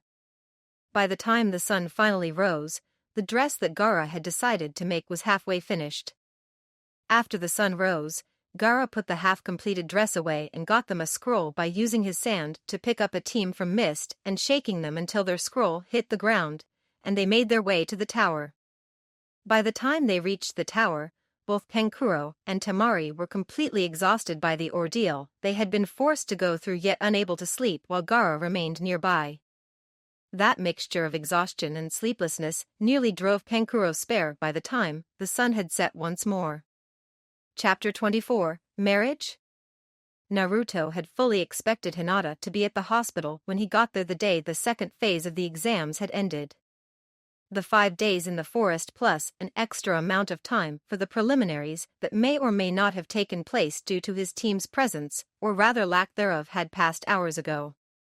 Since she should have the rest of the day off from training and it wasn't dinner time and Hinata wasn't in the spot she usually occupied when she was following him around, he had assumed that she had gotten injured in the preliminaries like she had the last time around and went to the hospital to visit her. She hadn't been at the hospital when he had arrived, however. Contrary to popular belief, he wasn't completely oblivious to Hinata's constant stalking. He had simply become so used to the girl's presence that she had become part of the normal Konoha background for him. What he had been oblivious to the last time around, however, was the fact that the girl had actually loved him. Before she had made her revelation as she fought pain, he hadn't really believed that the heir to one of Konoha's most prestigious and influential clans would want anything to do with him, much less that, and he'd never once associated Hinata's constantly hanging in the background with Sakura's constant and overt pursuit of Sasuke. Hinata usually hung around him when she wasn't busy with training or at home. The fact that she wasn't there following his every move from behind a tree, building, or fence, wasn't at the hospital, and wasn't home, as he'd learned when he checked by asking one of the Hyuga after they had left the compound, was seriously starting to weird him out, especially considering the fact that this slightly disturbing change of routine had come immediately after a major pivotal moment in her life. Or at what should have been a pivotal moment. After tracking Hinata by following her scent, which was a trick he rarely used because of all the other and often horrible smells he tended to pick up along with the one he wanted, he found her in an isolated section of forest in the back hills. It soon became obvious that he hadn't gotten there a moment too soon, as Hinata had a knife with her and was obviously building up her courage for something. "Hey Hinata, what's up?" he asked in a false cheerful tone, hoping and praying that Hinata wasn't doing what he thought she was doing. Hinata started sobbing at that point. "I'm a total failure, even at this," Hinata said, gesturing towards the knife. "Nijini was right, I should do everyone a favor and die." "Hinata," he said, at a loss for words. He felt rather low at that moment. His kind and gentle friend had most likely been feeling this way for a very long time, and he hadn't bothered to notice. If he'd paid a bit of attention to Hinata like he should have this time around instead of focusing almost exclusively on Sasuke and Sakura out of all of his friends and precious people, she probably wouldn't have reached this state. And Hinata was only one out of several of his friends who were suffering right now. Even Niji. "I can't do anything right. I couldn't even fight Niji," Hinata said, still crying. "You got Niji during the prelims?" he asked, now on more familiar ground. "Yes, and I gave up without even trying, like I always do," she said. "That fight was totally unfair," he said. "Why?" "Because Niji is the strongest in our generation, and I'm nothing?" Hinata asked bitterly. Obviously, this had been festering for a while, and her family's actions hadn't helped. Odds were that the instant the preliminaries were over, Hayashi would have taken the opportunity to point out to Hinata how weak she supposedly was. He had a feeling that part of that was because was concerned, and he wanted his daughter to get stronger, and that a part of that which Hayashi would probably never admit to himself was that a part of him resented his daughter because her kidnapping had led to the death of his twin. "No," he replied, deciding to give Hinata the answer she'd needed, which was also a true one. "That fight was completely unfair because of who Niji is to you. I know you, Hinata, and I know that you're a kind and gentle person who doesn't want to hurt anyone you care for.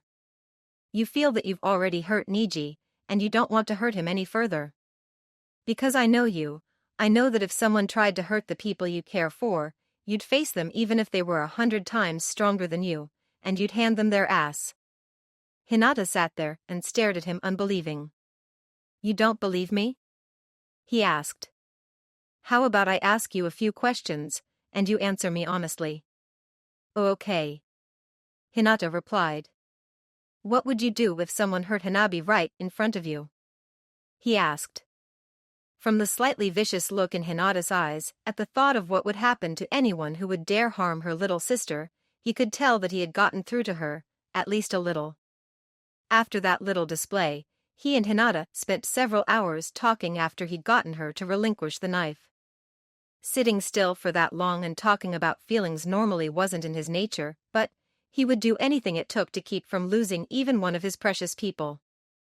Eventually, Hinata became completely exhausted from all of the talking and the crying, and fell asleep. As he was debating whether or not to carry Hinata back to the village and risk a lecture for trespassing at the Hyuga compound, he heard a noise coming from the bushes. When he turned towards the source of the noise, it was to see Gaara approaching. "Hey Naruto, I had a few hours to spare, and was wondering if we could play ninja," Gaara said when he finally arrived. "We can, but can you do me a favor first?" he asked. "Can you drop Hinata off at the Hyuga compound? I'd do it myself, but I'm not entirely certain how welcome my presence would be there after that prank I pulled on one of the elders last year." "Sure," Gaara replied as he picked the girl up with his sand and carried her off. When Gaara was gone, he destroyed Hinata's knife and made his way back to the village to get something to eat. Since it was rather late, Ichiraku was closed, which meant that he'd have to disguise himself and go elsewhere because he wasn't in the mood to either cook or be alone at the moment. He could enter pretty much any restaurant as himself, but the glares tended to get to him and service tended to be rather slow. Gaara's first impression of the Hyuga clan when he'd first encountered him had been that they were stuck-up snobs, and there had been very little to change that impression over the years. While there were naturally some exceptions to the rule like Hinata, that impression was completely correct in his opinion. When he got to the gate of the Hyuga compound, Hinata was taken off of his hands by a pair of annoying pricks, and he was led further into the compound. When he arrived at the destination he'd been led to, it was to find Hyuga Hayashi sitting in some sort of formal audience chamber looking at him rather sternly. "What were you doing with my daughter?" Hayashi asked him after the basic formalities which had been drilled into him when he'd become Kazekage in the future were over. "Training," he replied after a moment of internal debate. He wasn't certain how accepting of Naruto Hyuga Hayashi was at this point, and he would rather not get the other boy into trouble if it were at all possible. Training was an acceptable answer in a ninja village. "And where was your chaperone while you were training?" Hayashi asked. "Chaperone?" he asked. Oh crap. He should have known that the Hyuga were one of those clans. They sure were stuffy enough to be so. "I see," Hayashi said, looking extremely displeased by his answer.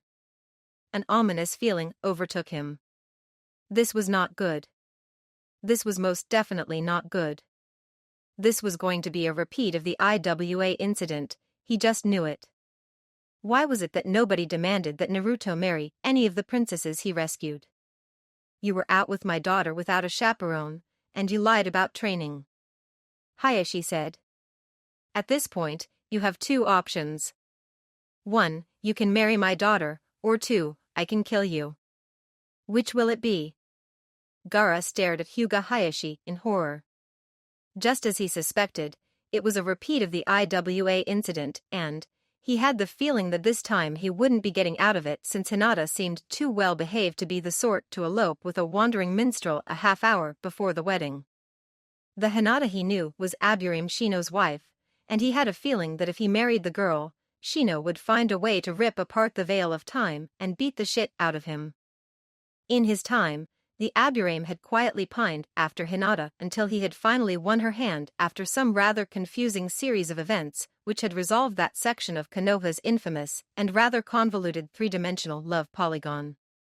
He wasn't entirely sure what had happened since he'd only heard about it third-hand, but by the time it was over, Madogai had had a broken leg, Rock Lee had done something unspeakable to a tree, Hyuga Niji had been locked in a bathroom, and Mitarashi Enko had ended up getting married to someone whose name was either Yamato or Tenzo, resolving another section of the infamous love polygon.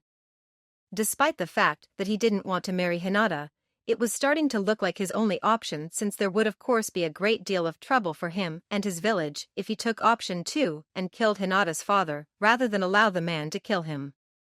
Suna was currently in a rather vulnerable state at the moment, and, though they didn't know it yet, without a Kage. If war were declared now, Suna could be destroyed. The invasion had been a rather desperate gamble the last time around, and it had failed to pay off. At this point in time, he probably had only one hope, and it was a slim one at best. Please give me some time to get ready," he said as he began to retreat from the Hyuga who would more than likely hunt him down if he tried to leave the village. He had to find Naruto and fast. At this age, Hinata was desperately in love with Naruto and would be willing to defy her father over him. A 5-year age difference wasn't nearly as bad as the one that was actually between him and this Hinata, and he had a feeling that he would be able to get Naruto to go through with it if he couched it in terms of helping out a couple of friends who were in a difficult situation. It was Naruto's fault he'd gotten in this mess anyways, so it was only fair that he tossed it back into the other boy's lap. Neji had been practicing the Kaiten in the woods as he often did when he could find a spare moment away from his team who, in his opinion, belonged in an asylum rather than wandering around amongst the general public when a sudden wind came up, countered his spin, and slammed him into a tree. "You should watch out for that." Someone from Suna spotted that particular weakness in the future. A vaguely familiar voice said. "Who are you?" he asked. "Someone who has come to have a little discussion with you about your attitude," the voice said as a very familiar blonde stepped out of the trees, a blonde who had tried to take the academy graduation exam with his year and failed abysmally, a blonde who had accidentally killed a fellow Konoha ninja during the written part of the Chunin exams, and somehow managed to get his team disqualified during the second phase. As he prepared to hand the loser who had somehow countered his Kaiten his ass and sent him packing on his way to the hospital, the red-haired genin from Suna came racing out of the trees. "Naruto, can you teach Neji the error of his ways some other time? I have a massive problem that needs to be solved immediately," the red-haired Suna genin said. Chapter 25, A Jutsu Dodged. Gaara had apparently found Naruto just in time since, less than a minute after he'd reached the boy, a pair of Hyuga who had apparently been ordered to drag him back had appeared. They were now back before Hyuga Hayashi, and thanks to Naruto, he had a feeling that he'd just dodged the jutsu. He was glad that Naruto was around. Despite his reputation for being dim and thick-head, Naruto had a tendency to come up with unorthodox answers that actually worked, and it had naturally been Naruto who had been the one to find the obvious out that he had failed to spot in his panic over being stuck in a repeat of the IWA incident. Naruto also had a surprising talent for weaseling his way out of things by telling the complete truth in a manner that shunted the blame elsewhere, and he was using that ability to the fullest since he had not been in the mood to get married either, and had thought that trapping Hinata in a loveless marriage wouldn't be a good idea. Didn't realize that a friend could be considered a chaperone when he had mentioned that he hadn't had one since that is more of an important appointed position in Suna. Naruto was saying to the head of the Hyuga clan as he did his best to get him out of the unwanted marriage. The reason he'd lied about training was because he hadn't wanted to break Hinata's confidence. She had been feeling unhappy about how the preliminaries had gone, and had shared some things with us that she would rather have kept private. Hyuga Hayashi's expression had relaxed as Naruto finished speaking, and the man had ordered one of the branch house members to stop fitting Hinata's wedding kimono and let the girl go back to bed as the apparent misunderstanding had been resolved. Thank every deity in existence. Now that that's over with, I'm gonna go beat some sense into Neji, Naruto said after the Hyuga had dismissed them, happy that his daughter didn't have to marry a foreigner, or anyone for that matter, to keep her reputation from being ruined. "But you promised to play ninja with me," he said, relieved that he was going to get out of there with his current state of bachelorhood intact. He would marry when he was good and ready, and he wasn't ready at the moment. He'd seen what marriage had done to poor Kenkuro and Shikamaru for that matter. Okay. Ninja first, then beat Neji up later, Naruto said smiling. That evening's game of ninja had been the best by far. There was always something about escaping a danger of some sort that made these kinds of moments all the more sweeter. Of course, he wasn't taking the ending of that game into account whenever he thought that upon looking back on it. The way the game had ended was one of those things where you had to wait a few years before you considered it safe to look back and laugh. Sakura had been sleeping peacefully when the genin from Suna had dropped in. When she woke up at the loud crashing noise that had jarred her from a nice dream where she'd been having a picnic with all of her friends, it was to find the red-haired brat that Naruto had befriended nearly 2 weeks before standing on several glass shards that had previously been her bedroom window. "Sorry," he said somewhat apologetically. "It seems that my game of ninja got out of hand." "Sorry," she yelled as she moved to beat the crap out of the boy who had invaded her home and woke her from her beauty sleep. "I'll show you sorry. It's 3 in the goddamn morning." The boy's eyes widened in fear and he gulped as he dove out the window with her in hot pursuit. Hiruzen Sarutobi groaned as someone shook him awake. He'd only gotten to sleep a couple of hours ago after a rather eventful and emotionally draining day.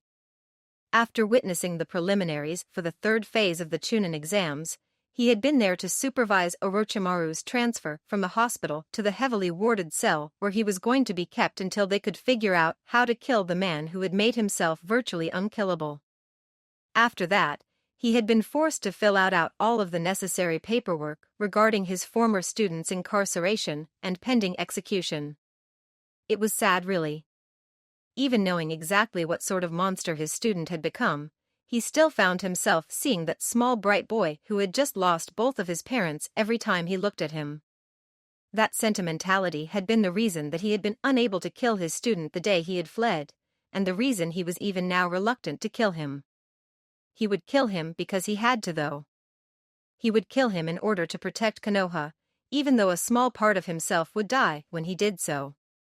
When he opened his eyes to see exactly who would be getting every sucky mission he could think of for the next 3 months, it was not to find a shinobi with important business that needed his immediate attention, but to find his grandson Konohamaru standing there instead.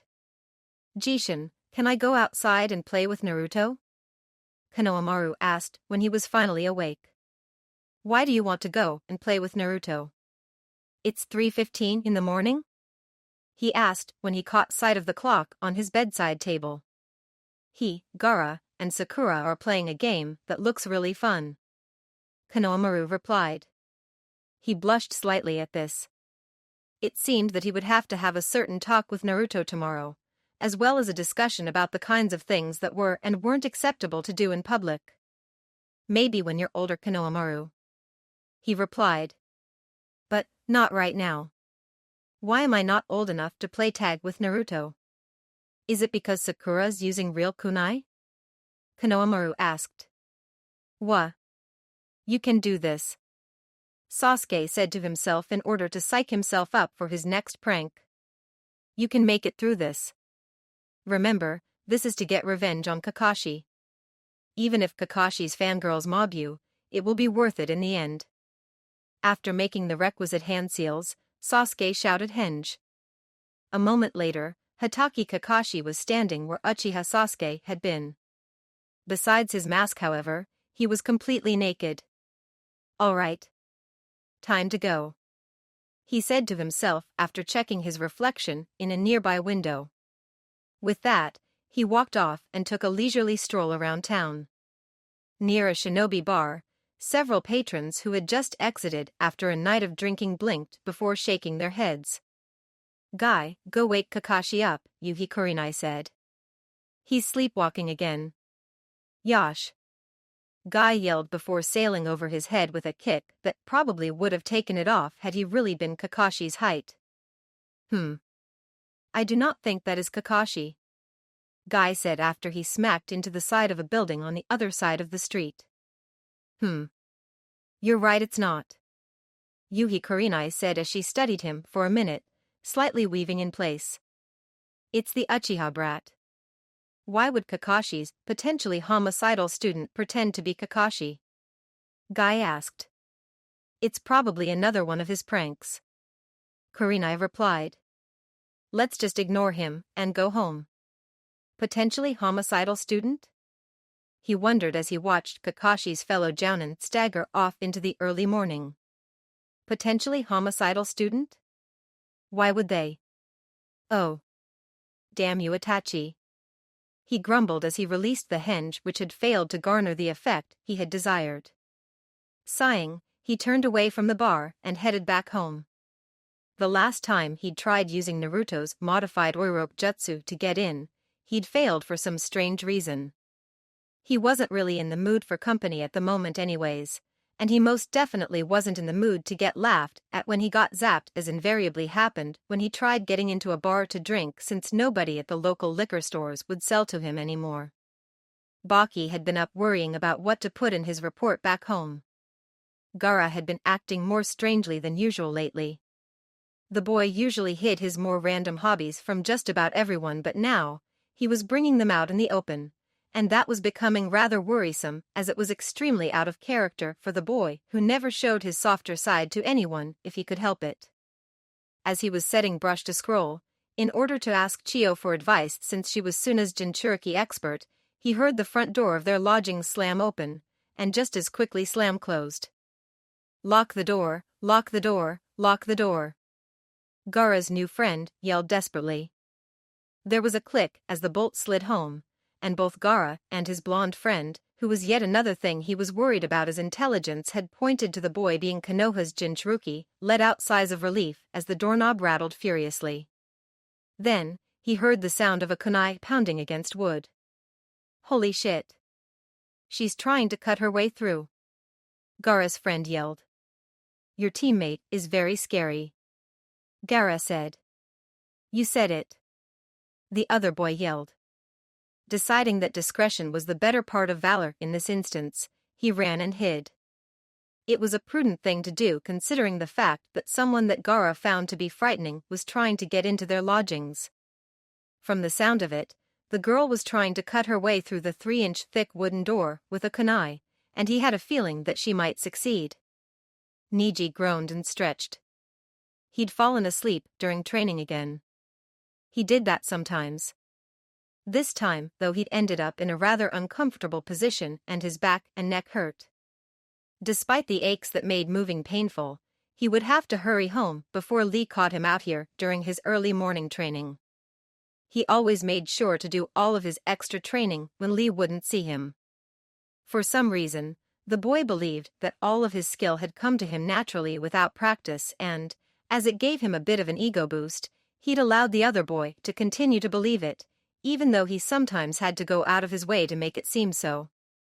His evening had been rather strange, as that loser Uzumaki had tried to challenge him for some reason, and had actually managed to land a blow on him. It had been a cheap shot that had come out of nowhere when he wasn't expecting it, but it was a blow nonetheless. The fight that the Uzumaki had been trying to pick hadn't happened, however, as one of the genin from Suna had come up and started saying something about a marriage to Hinata that he didn't quite catch or really care to. Whatever that other loser who was unfortunately related to him didn't really concern him now that he'd proven his superiority over her before everyone. As he was making his way back to the Hyuga compound, his sensei's self-proclaimed eternal rival wandered by. Naked. Believing it to be some sort of joke, he activated his Byakugan to see who would have the balls to do such a thing. Holy shit. That really was Kakashi. Chapter 26, Interlude, Locked in a Closet. Naruto groaned as he awoke to complete darkness. He was shut in a closet which was located somewhere that smelled like the academy, except for the fact that the academy didn't use ironwood-scented floor cleaner. There was also someone in here with him that smelled like diseased trees and old people. Why did this situation seem so familiar? Little Naruto whimpered as he awoke to complete darkness. There was a groan nearby. He wasn't alone. One of the big mean people was in here with him. Naruto groaned as he awoke to complete darkness. As his foot moved, it found the leg of another person. He waited for the other shoe to drop, knowing that the guys in the animal masks had finally gotten fed up with all of his pranks, and that whatever retaliation they had planned for him right now was most definitely not good. Naruto groaned as he awoke to complete darkness. He could hear someone else breathing in the dark. He wasn't alone. Something about this situation seemed familiar for some reason. Maybe he'd pranked the guys in the animal masks one too many times again. Naruto groaned as he awoke to complete darkness. He seemed to be crammed into a small utility closet with someone else, and that someone smelled like old people. His head hurt, his mouth was dry, and the last thing he remembered was Shizune with a dart gun. Maybe he should quit calling the Hokage-bachan. Nah. Hey geezer, get your foot off my leg, Naruto yelled. It was a small closet, and no matter how he moved, if the freaky old person he was trapped with didn't shift position, he'd be touching it. He so didn't want to be touching an old person who smelled like a sick tree right now. Why does this situation seem so familiar? Said a voice he barely recognized. He couldn't quite place the voice, but he was reasonably certain that it belonged to one of those old farts who used to hang around the old man and later Tsunade-bachan. He hoped and prayed it was old dude with the glasses. Not an effing clue. He replied, scooting as far away from the old man as he could before he got a bright idea. Whoever had trapped him in here was quite likely either stronger or smarter than he was, or both, considering the fact that they'd been able to capture him. If that was the case, then they would be able to keep him trapped in here for as long as they pleased. But it was possible that the old guy he was trapped with knew some long-forgotten ninja tricks they didn't teach anymore, since the old people who hung around the old man used to be his teammates or something. Maybe the old guy who was either that guy with the glasses or that asshat Tenzo could get them out of this. You used to be a ninja, right? He asked, getting straight to the point and hoping the old guy knew something that would get them out of here. No used to be about it, boy, I still am, said the person with whom he was trapped. So, you've been a ninja for what, 50 years? He asked. Closer to 60. The old person replied. Good. Then you can get us out of this, he said. An exasperated sigh came from the direction in which the old man was located. Move over, boy, the old man said as he shifted towards where the door was located. He moved over, and the old guy started fiddling with the door handle, which appeared to be completely intact. After what seemed like an eternity of swearing in which he learned several new ways to question someone's sanity, paternity, maternity, sexual preferences, the sexual preferences of that person's mother, father, sister, brother, and family dog, and how to do so in at least 3 languages, the old guy ordered him to move over again and sat down next to him. It was at that point that he noticed that the arm closest to him was in a sling. Fucking great. He'd been trapped in a closet with Tenzo. So, where's Naruto? Kakashi asked when he met up with the guys for drinks at Jiraiya's apartment. Tenzo locked him in a closet with Tenzo somewhere, Jiraiya replied offhandedly. Like that hasn't been tried a half-dozen times. Kakashi snorted as he downed the first sake of the evening. It has? Tenzo asked as he pulled his Ichoko towards him. Yeah. There was that time when Naruto was 2, and the Sandaime decided that the best way to get Tenzo to stop asking to turn the boy into a weapon was to have him spend more than 2 seconds in his presence, which was something Tenzo wouldn't willingly do. Kakashi said. Then there was the time when Naruto was 6 when the Hokage tried again. Kakashi continued. There was also that time the ANBU locked Naruto in a closet with the closest thing we could find to creepiest old guy in the village after he broke into TNI headquarters, sprayed silly string everywhere, and freed 3 high-value prisoners when he was 9. We couldn't use the real creepiest old guy in the village since the Hokage would have had our heads for putting Naruto in a closet with a suspected child molester. Kakashi finished before he refilled his Ichoko. There was also that one time Tsunade got desperate and hoped that Naruto would work his special magic on the man and make him easier to deal with. The guy repented for all of 2 minutes before he was back to his old tricks again. Jiraiya said before taking a sip of his drink. Had Fu or Toryun had any emotions, they would have been screaming in frustration over all of the work that was ahead of them. They had hacked away all of the tree branches that had blocked access to the hallway in which one of the Ninja Academy's numerous supply closets was located, and learned that they had arrived too late once again. And then he volunteered to die while I was working up the nerve, Danzo-sama said as he was spilling his entire life story to the boy who had been trapped in the closet with the man. Toryun had been quite young when he had first encountered the Uzumaki boy's unique abilities. He had come to the rescue of Danzo-sama, who'd been sealed in a utility closet in the administration complex 10 years ago, only to find the man sobbing into the hair of a small toddler and vowing to raise the boy as his own child. Since that incident, certain protocols had been put in place. Protocols that would be going into effect now. The chamber has been prepared, Fu said when he received confirmation from one of the other root operatives. Upon receiving that confirmation from Fu, Toryun released several Kakachu whose venom had sedative properties rather than poisonous ones. It had taken over a month for Danzo-sama to return to normal the last time this had happened, and that had been after they had been forced to implement a memory wipe. There had been a large number of consequences that had resulted from this extended recovery, and some of the recruits from that period were slightly off. Elsewhere in the village, Shin sneezed as he made his way on his self-appointed mission to acquire a teddy bear for his little brother, despite the fact that the other boy was too old for such things. Chapter 27, Third Phase. Naruto grumbled as he got up in time to get a reasonably good seat at the arena for the third phase of the Chunin exams. Apparently, when the exams took place in Konoha, attendance was mandatory for genin, which meant that he couldn't skip it to get extra sleep or training in, and nobody could chase him away from the arena like they had done the last time the Chunin exams were in Konoha when he'd shown up to see what was going on.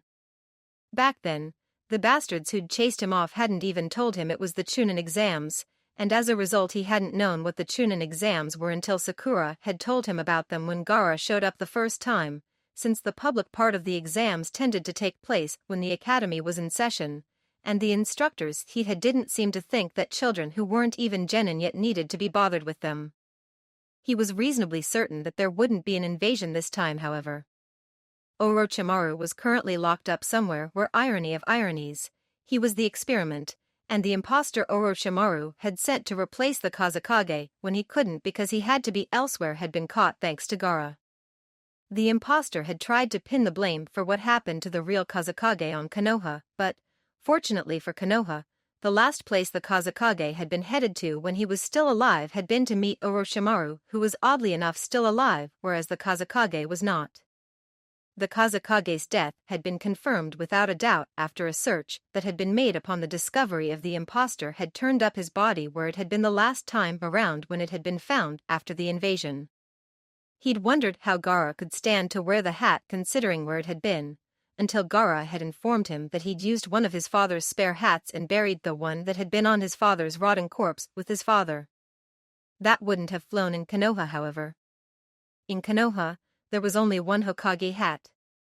Fortunately, it had been left in the village when 3 of the 5 Hokages had run off to die in battle, and hadn't been on the old man's head when he died the last time around. Because there wouldn't be an invasion, all he had to look forward to today was a relatively boring day in which Shikamaru's bout would eat several hours while the Nara waited for the sun to be positioned correctly. If Gaara didn't get too bored and hand him his ass, that was. There were some good things about the change in the timeline after all, and one of them was the fact that random number draws didn't come out the same, unless they were rigged like the whole Neji/Hinata fight had been. Thanks to his team being knocked out of the running, the lineup for the third phase of the exams looked rather different than it had the last time around. Gaara, Kankuro, Temari, Neji, Shikamaru, and Shino had made it through just like the last time around, but so had Ino, Kiba, and Lee, and surprisingly enough the Sound Genin Dosu had remained behind and alive to take the exams despite the fact that his Kage was imprisoned, and his village would quite likely be wiped off the map very soon since Suna had declared war on Otogekyur and Konoha was willing to lend a hand in that should Suna call upon them. The matches for the first round of the third phase were Temari vs Shino, Dosu vs Neji, Shikamaru vs Gaara, Kankuro vs Kiba, and Ino vs Lee. He was glad that he wasn't in the running this time around, since the competitors weren't allowed to make bets on the outcome of the matches. Knowing the competitors like he did as he'd fought against, and fought alongside all of them except Dosu, he was sure to make a killing. He'd already placed his bets, and casually mentioned he'd made said bets to Kakashi-sensei, Ero Sennin, and Iruka-sensei in case the bookie got any ideas of not paying up. On the way to the arena, Niji blew past him in a neon yellow tracksuit, with green shoulders and green sandals, which oddly enough didn't look half bad on him, and made him almost match Guy and Lee. 2 weeks ago, he'd taught Niji his lesson, and somehow acquired another student in the process. He was reasonably certain that Niji had taken on this form of training so he could have a semi-legitimate excuse to prank his uncle rather than out of a desire to become stronger though. Niji had already gotten the man twice in the last week, and had been forced to literally run for his life after the second incident. Eventually, after a whole and unbroken Lee had passed him, he had reached the arena where he took a seat between his teammates in the stands. Gaara winced as he watched his sister shriek and slap herself everywhere. Temari hated bugs, and Aburame Shino was probably the worst opponent for her considering that fact.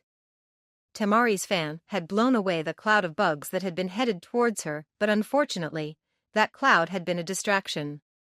The real attack had been the carpet of Kakachu, which had been sent along the ground and come up behind her while she had been entirely focused on their flying counterparts. That had been an embarrassing match as far as he was concerned. The match between her and the Nara boy she'd been fond of for a good long while had been a much better one as far as he was concerned, even if he recalled it being boring as hell and taking forever. At least then, Temari had been able to showcase her talents and had looked cool while doing so rather than looking like a little girly girl like she did now. Next up was Dosu, whom he had vague recollections of killing, and Niji. This promised to be an interesting fight, especially if Niji tried the Kaiten since Dosu had an ability that actually might be able to counter the near-perfect defense. Dosu's sonic attack affected the inner ear, and rather painfully threw his opponents off balance, and as spinning around was required for the Kaiten. Madogai watched his student fight, and wondered if it was too early to thank the Uzumaki boy. A great change had come over Niji since the day the boy who had been completely covered in bruises at the time had shown up to apologize to Lee 2 weeks ago. Whether or not that change was temporary or permanent was yet to be seen. So far, however, it appeared that the Uzumaki boy had gotten through to Niji where others had failed. But, then again, besides the Uzumaki boy, he was probably the only one who had actually made any real effort to get through to him. Unlike the Uzumaki, however, he couldn't beat sense into the child like he had been itching to do any number of times because of all of the trouble it would have caused with the Hyuga who would have been up in arms about his treatment of their precious prodigy. If the Uzumaki hadn't gotten through to Niji, Lee probably would have gotten to him sometime down the line via the Obito method, but, by then, it would have been too late. Lee would have been gone, and Niji would have ended up being a complete emotional wreck like Kakashi. Fortunately, thanks to the Uzumaki, that scenario may not come about, since it looked like the boy had gotten through, and if the boy had really gotten through, Niji would more than likely view Lee as a valued comrade rather than a possible hindrance, and would make more of an effort to have his back than he would if he'd viewed Lee as someone he was forced to work with. He would adopt a wait-and-see policy for now before he started thanking Naruto. If the change appeared to be both genuine and lasting, he would owe the Uzumaki boy a great debt, and he would do anything and everything in his power to repay it. Kabuto barely suppressed a grin as he reached Orochimaru's cell. It had been all too easy. The Uzumaki boy had very nearly killed him with that poisoned needle. But fortunately, the proctor who had taken his vital signs during that incident had been another one of Orochimaru's spies, and the man had dragged him out of the room very shortly before he died rather than shortly after he died. Once out of the room, he had been given an antidote to the poison that had been on the Miss Jennings needle out of the Academy's first aid kit, which contained a wide variety of antidotes in case of accidental poisonings, though it had almost been too late.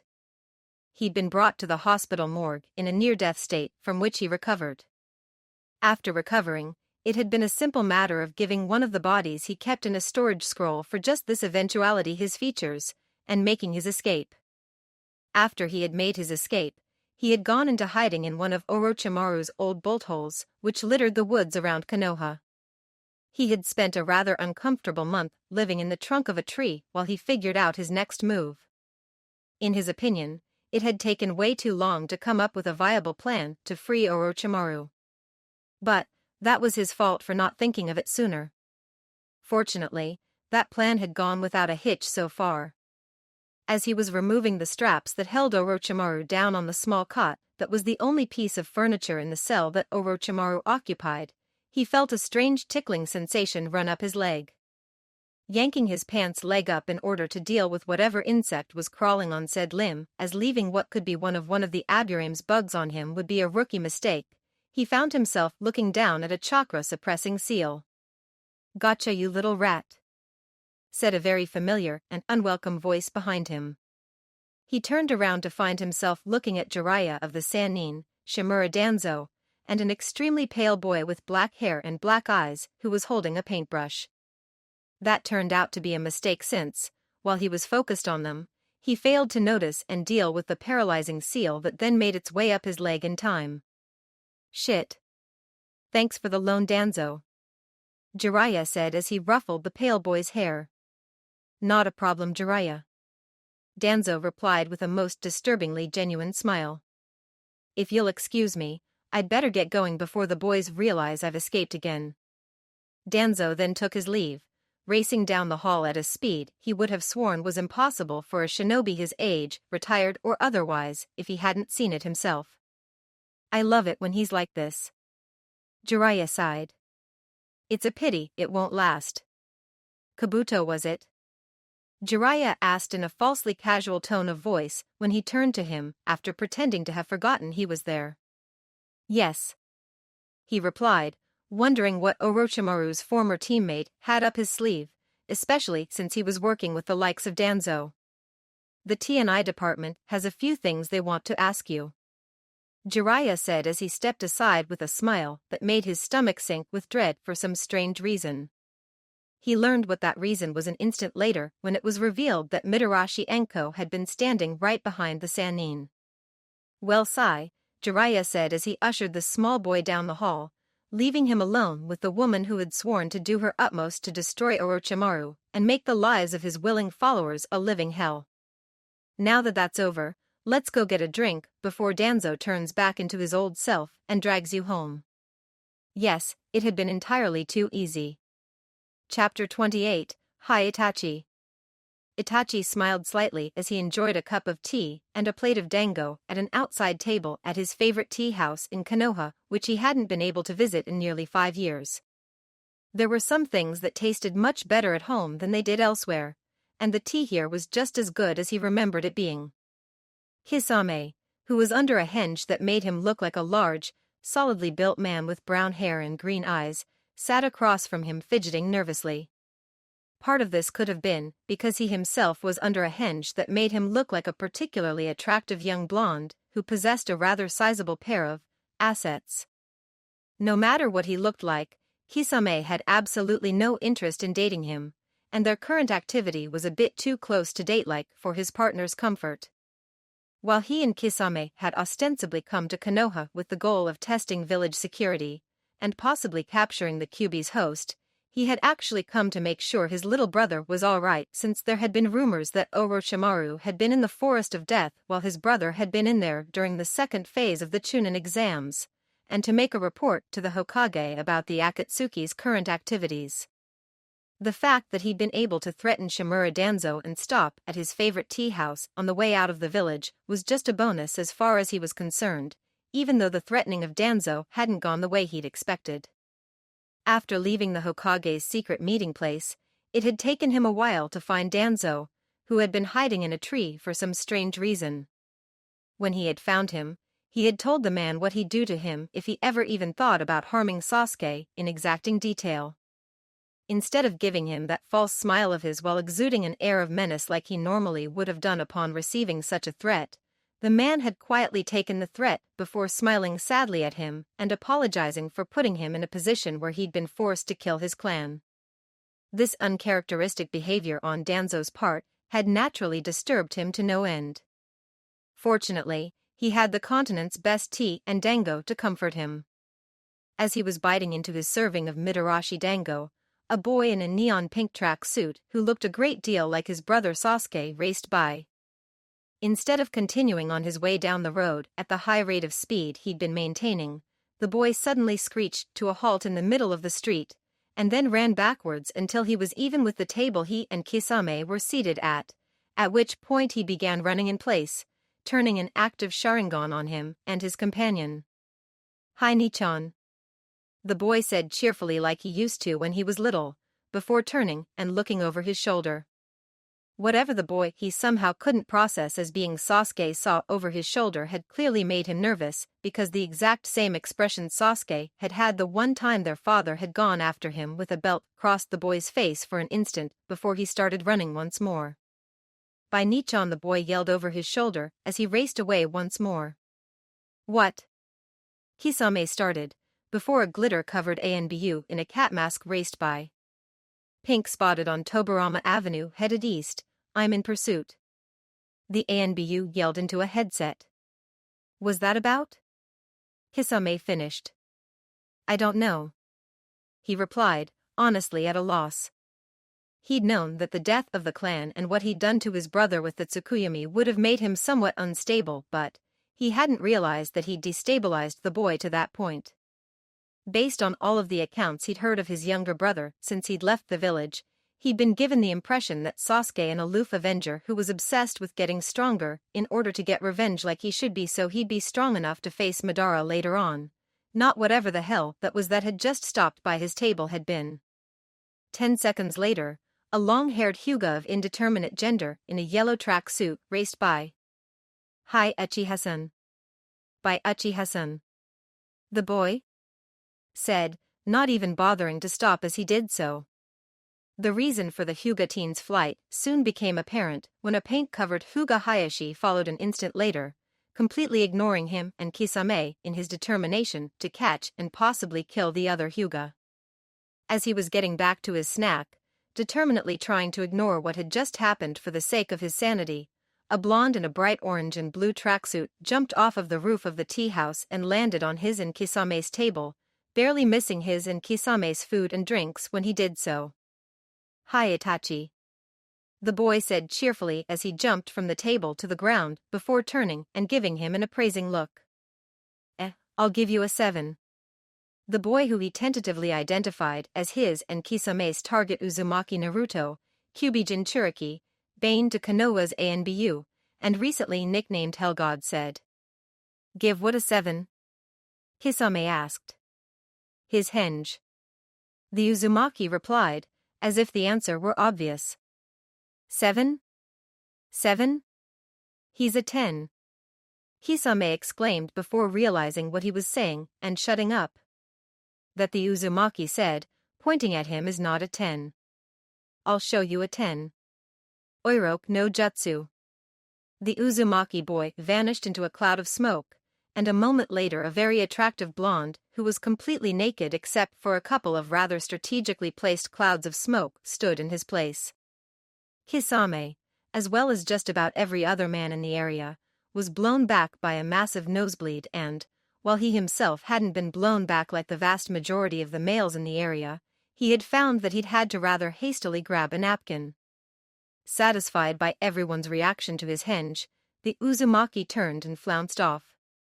"Itachi," Kisame said when he finally managed to haul himself back to his seat.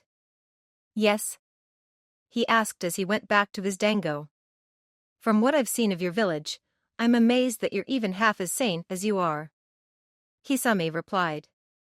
"It's not usually this bad," he said as he took a sip of his tea while repressing the last few minutes in order to preserve what was left of his sanity.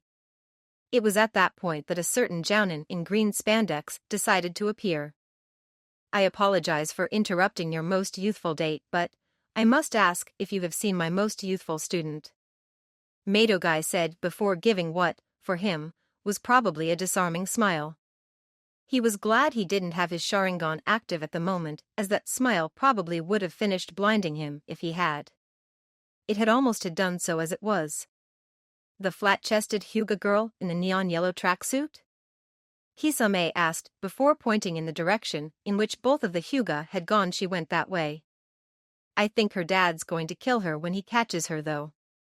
"That isn't who I was looking for, but I should probably grab him before Hayashi-sama does something regrettable. Thank you, Madogai said before running off. 2 seconds later, a miniature copy of Madogai ran by on his hands, paused in his tracks, and ran back to the table backwards, giving him a sense of déjà vu. You are the most beautiful girl I have seen aside from Uzumaki Naruto. Please go out with me, I'll protect you with my life. The mini guy who was running in place on his hands exclaimed. I stand corrected, he said, as he determinedly ignored the boy who was pacing in place beside the table waiting for an answer. I seem to have repressed more than I thought in regards to this place in order to preserve my sanity. Kisame just laughed. Chapter 29, Random Things Happen. Kakashi was having a good day. In his book, all was good, the sun was shining, the birds were singing, Orochimaru was in prison, the little Uchiha snake hadn't had that seal put on him, there had been no invasion to interrupt the third phase of the Chunin exams, and the third Hokage was still alive. Since there hadn't been an invasion, there was no construction going on which he'd be forced to participate in for the good of Konoha since Konoha was intact.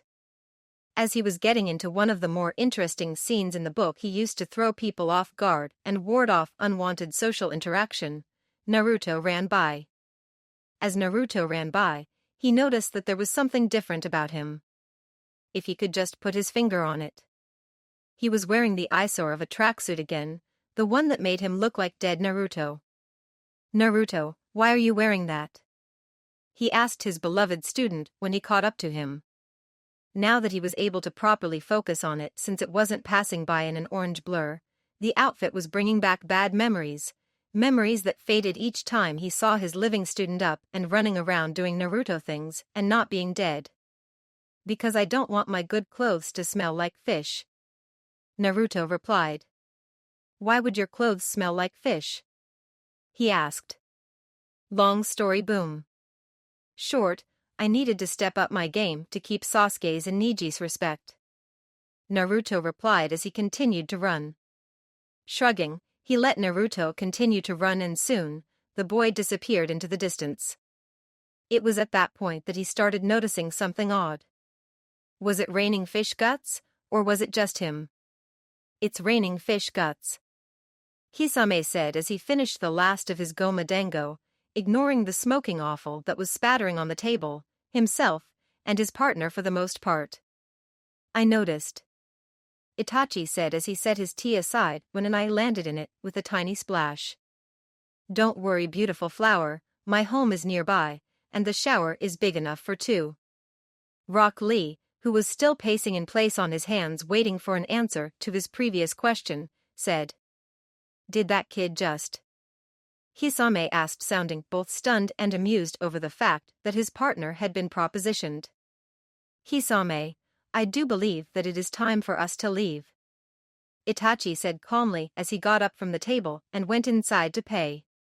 It's way beyond that, Kisame muttered. If Leader Sama orders us to come back here again, I'll tell him where to stuff that order. She's going inside to pay, Rock Lee muttered to himself as a small amount of blood trickled to the ground, creating a puddle beneath his head as the sort of fantasies that made wearing spandex leotards inadvisable ran through his head. Is that a yes or a no? If I could just get Sakura-chan to, then everything'll be perfect. Bit of advice, kid, Kisame said to the perverted little green weirdo who was still pacing by his and Itachi's table on his hands. You don't want the pretty blonde to say yes. And, if you want your Sakura-chan to go out with you, give her flowers. Women love flowers. Flowers and racy lingerie. Flowers, racy lingerie. Got it, Rock Lee said, as he made note of the advice. Thanks, mister, Rock Lee said before shifting onto one hand and giving Kisame an upside-down nice guy pose which made the larger ninja shudder. Come, Kisame, we're leaving, Itachi said as he exited the tea house. Finally, Kisame muttered as he got up to go, leaving the weird kid who had propositioned Itachi behind. As far as he was concerned, if he ever saw this village again, it would be too soon. Gee, thanks, Sakura said as she accepted the package that Lee had presented her with less than an hour after Kisame and Itachi had departed from Konoha. She wasn't sure if she wanted the boy to be spending money on her, since she had no plans of ever going out with him, and anything he spent on her would therefore be wasted. But the flowers he had given her along with the gift he'd handed her had been beautiful, and she hadn't been able to bring herself to refuse them. Because she had accepted the flowers, she couldn't just hand the present that had come with them back without seeming rude. Curious as to what the box contained, she opened it. Inside was a small camisole and a thong, both of which were mostly made of lace, and in a shade of pink that matched her hair. Upon finally realizing what she was looking at, she dropped the box as if it were on fire, and shouted, "What kind of girl do you take me for?" as she gave Lee a punch that would have given Naruto a concussion before storming off. "That did not go as well as I anticipated," Lee said as he clutched his head and watched Sakura storm away. "It seems that I will have to get my dating advice from somewhere other than Guy-sensei, Ika Paradise, and random strangers I meet on the street." "So, you're really leaving?" Naruto said sadly as he watched Gaara pack his suitcase. He'd known intellectually that this day would eventually come, since Gaara was from Suna and would eventually have to return there, but, over the last month and a half, he had gotten used to the Godame Kazekage's presence. Most of the time when he and Gaara had seen each other before he'd gone back in time, it had been because one or the other of them was in trouble. This last month, however, there had been no crises taking up their attention, and they'd had time to talk to each other, get to know each other and play games together, which was something they hadn't done before. Well, something he and the Gaara of his timeline hadn't done before, at least, considering the stories this Gaara had told him about his other self. "Yes, I'm leaving. I have to go back home. I can't become the Kazekage again if I stay here in Konoha with you forever," Gaara replied almost as sadly as he set the last of his belongings into his suitcase. Apparently, he too had enjoyed the time they'd spent together, sharing stories such as the day the Rokudame Hokage had signed up for the Chunin exams, and playing ninja without Sakura. Perhaps one day, he would return and they would be able to do so again. Konohamaru and his friends who had also taken to Gaara would probably enjoy it as much as he had. "I'll miss you," he said. "And you," Gaara replied as he snapped his suitcase shut and headed towards the door. "But we're only a couple days apart, and it's not like we'll never see each other again." "That's true," he said hopefully. As soon as he could, he would be visiting Suna, even if he had to weasel his way onto a mission that was headed that way. "Oh, and Naruto," Gaara said as he paused at the door of the room he'd been staying in while in Konoha. "If you do go vacationing in Suna, please don't show off your Tajua Bunshin Daibakuha Jutsu." "My what?"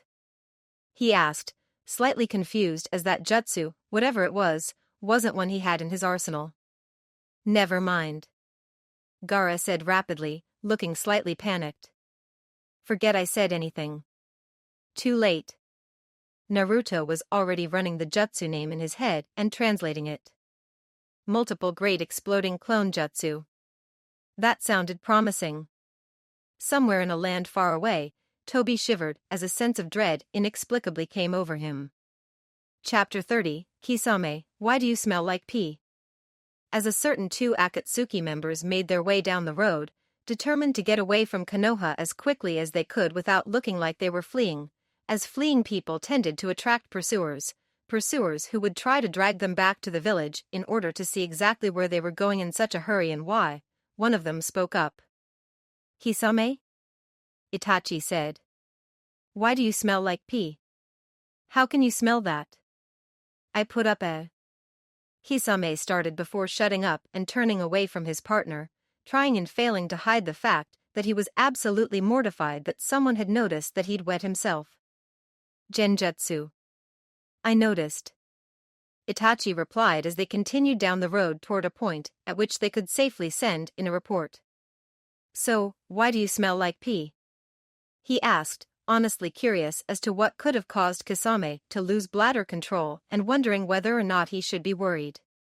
"You try having an Uzumaki jump out at you and not react," Kisame muttered darkly. Huh? Itachi said in what would be a mildly confused tone for a normal person, but was tantamount to utter bewilderment for him. This was probably because he didn't find Naruto in the least bit frightening whatsoever, despite the fact that the kid had actually tried to eat him when he was 6. That had of course been his fault for covering himself in ramen in order to lure the child out of the woods, however. You know about Kiri and the Uzumaki, don't you? Kisame asked. In general terms. I went there for the Chunin exams, and heard a few Uzumaki stories while I was there. Itachi replied. When I heard that one of the Jinchuriki was an Uzumaki, I worked on desensitizing myself. It hasn't been 100% effective. Kisame said, sounding slightly embarrassed. I noticed. Itachi said. They continued down the path a ways in silence. One thing you should know about Itachi is that though he was rather stoic, even more so than he used to be before the massacre, and often seemed completely unemotional, he possessed a mischievous streak that hadn't been completely eradicated during his time with the Akatsuki. Though he very seldom did so, Itachi could and did pull pranks. Did you know that Leader Sama's real body is an Uzumaki? Itachi asked his partner, unable to resist. There was no audible response from his companion at this, and the tall blue swordsman's face didn't betray any sort of reaction as they continued down the road. Kisame? Itachi asked a minute later. Why do you smell like poo? No reason. Kisame replied. Hey Kisame. Itachi said, several minutes later after his partner had stopped by a convenient bush to clean himself up and change his clothes. What? Kisame snarled as he fastened his new cloak. Did I ever tell you about the time Naruto tried to eat me? Itachi said, covering his small and rather evil smile with the collar of his own cloak. Kakashi sighed as he entered his apartment in order to change out of his clothing which had been covered in fish guts. On his way to his small bedroom, he fed his new pet scorpions Mijai and Hidari. Once he reached his room, he dodged an attack from his new dog Madara, grabbed some clothes, dodged another attack from the massive spiky-furred black dog, and headed into his bathroom. Upon reaching his bathroom, he found that there was an angry wet cat in his shower which looked like it would be leaping out at him the instant he opened the door. Sighing, he opened his shower door and caught the creature that he'd decided to name Tama as it flew out at him in a fury of claws and fangs. He then went into the main room of his apartment and put the animal in the pet carrier he used when bringing Pakken to the Inuzuka and made his way back to the bathroom. He wasn't much of a cat person, but he'd been raised to believe that it was exceedingly rude to return a gift. The animal would have to make do with dog food and Pakken's bed until he could get some separate cat supplies. He resolved to have a talk with Sasuke about the appropriateness of giving pets as gifts after he was cleaned off. It's not as if he didn't appreciate the gesture, but keeping pets was expensive, and he couldn't afford to keep any more on his income since he still needed to eat. 9 dogs, 2 scorpions and a cat were more than enough animals for one person, and the vet bills had already been piling up before he'd had to bring Madara down to the vet to be treated for rabies and be neutered. Tsunade growled. There was burning and itching where there shouldn't be, and scratching hadn't helped. She'd used several topical pastes and creams, and even healing chakra, and that hadn't helped either. Shizune, help, she said as she tried to reach the middle of her back once more. Shizune just sat in the corner, hiding her smile. Soon, Tsunade would figure out what she needed to do in order to get the itching to stop, and she would be going home once more. She had almost forgotten how much she had missed Konoha up until she had been dragged back home when Tsunade had ended up gambling her necklace away and, now that she was away from home again, she felt so homesick that it nearly crippled her. As far as she was concerned, Tsunade's pain was her own fault for getting drunk enough to let someone put a tattoo on her. And, if that tattoo happened to be a seal that would activate every time her teacher got a certain distance from Konoha, that was Tsunade's fault as well for going somewhere where there were people who cared about her, and rubbing the fact that she wasn't anywhere near all right in their faces. In AIM, a man who had once been called Negato and was now called Pain was frowning. All 7 of him was frowning. The reason for this had been because of one Hoshige Kisame. Due to their natures, most of his recruits tended to be disrespectful of him to a degree, but Kisame had been one of the most vocal about it, much like the new recruit Deidara. That hadn't been the case today when he and Uchiha Itachi, who had been recruited by Madara, gave their reports, however. Today, Kisame had been deferential almost to the point of obsequiousness as he gave him his report. He hadn't even sounded the least bit sarcastic when he'd called him Leader Sama. Now that he thought about it though, he could almost swear that Kisame had started to call him something else before he'd called him Leader Sama, something that started with Yuzu. Is something wrong? Conan asked when she'd noticed his somewhat pensive mood. One of the recruits is behaving oddly, and I might have to get a replacement for him if it turns out to be serious. He replied. He'd had to replace Akatsuki members before, but he was hesitant to do so, especially now when things were starting to come together and a change could cause disruption to his and Madara's plans. Ninja of Hoshige Kisame's caliber who were willing to follow him for any reason were hard to find. Naruto swallowed nervously as he opened the door to his and Erosenen's apartment.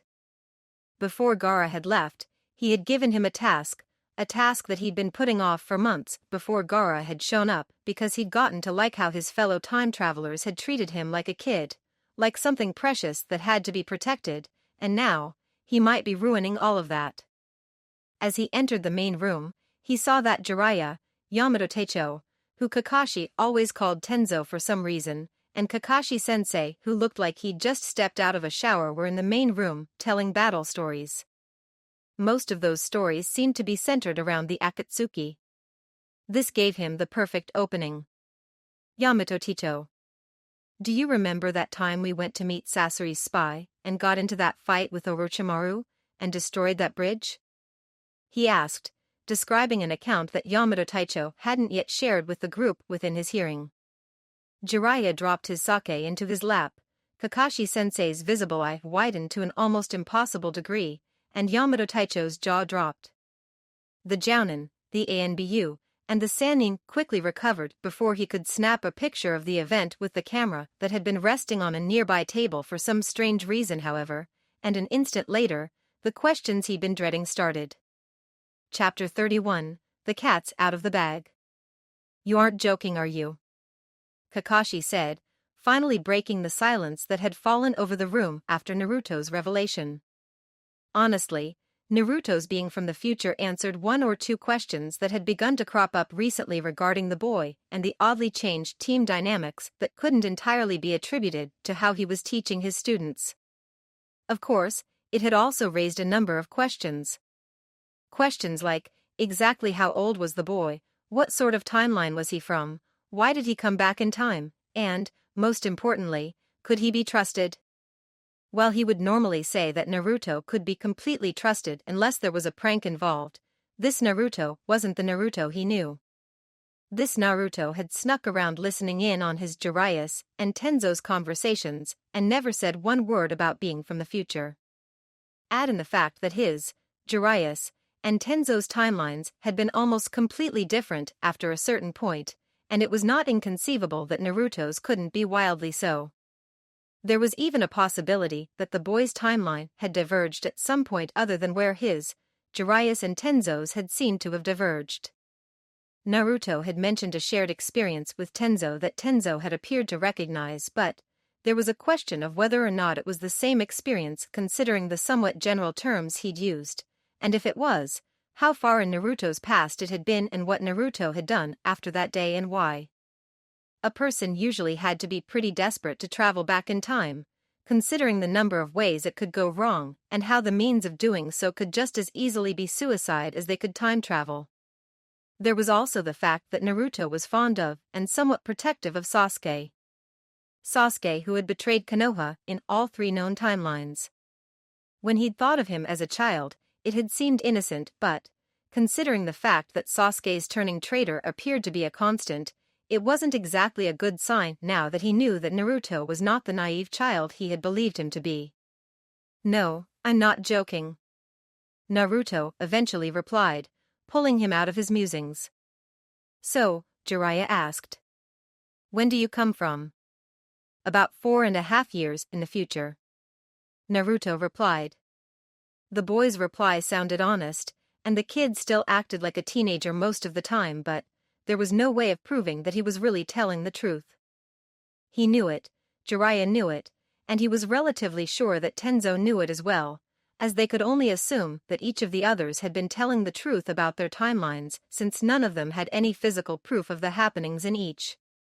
What was Orochimaru doing in your timeline when you left? Jiraiya asked, apparently hoping to gain more intel on his former and soon-to-be-dead teammate. Itachi already took care of him. Naruto replied. What was Pain doing in your timeline? Tenzo asked. Nagato? He died. Naruto replied, honestly looking and sounding sad about the death of what was supposed to be the enemy, but, then again, his Naruto had cried over Haku and Zabuza's deaths. Interestingly enough, Jiraiya's reaction to the name Nagato had been a rather unusual one. If he'd been drinking at that moment, the Sannin would have almost assuredly choked on said drink. What was Sasuke doing? He asked, figuring that Naruto's reply would tell him all he needed to know about him. A pained expression crossed the boy's face after he asked that question, as if the answer was something that he didn't want to remember. He was about to help Madara and the rest of the Akatsuki extract the Kyuubi. Naruto replied sourly. Who the hell's Madara? Tenzo, who most likely came from a timeline that could arguably be considered the closest to the one Naruto came from based on his responses, asked.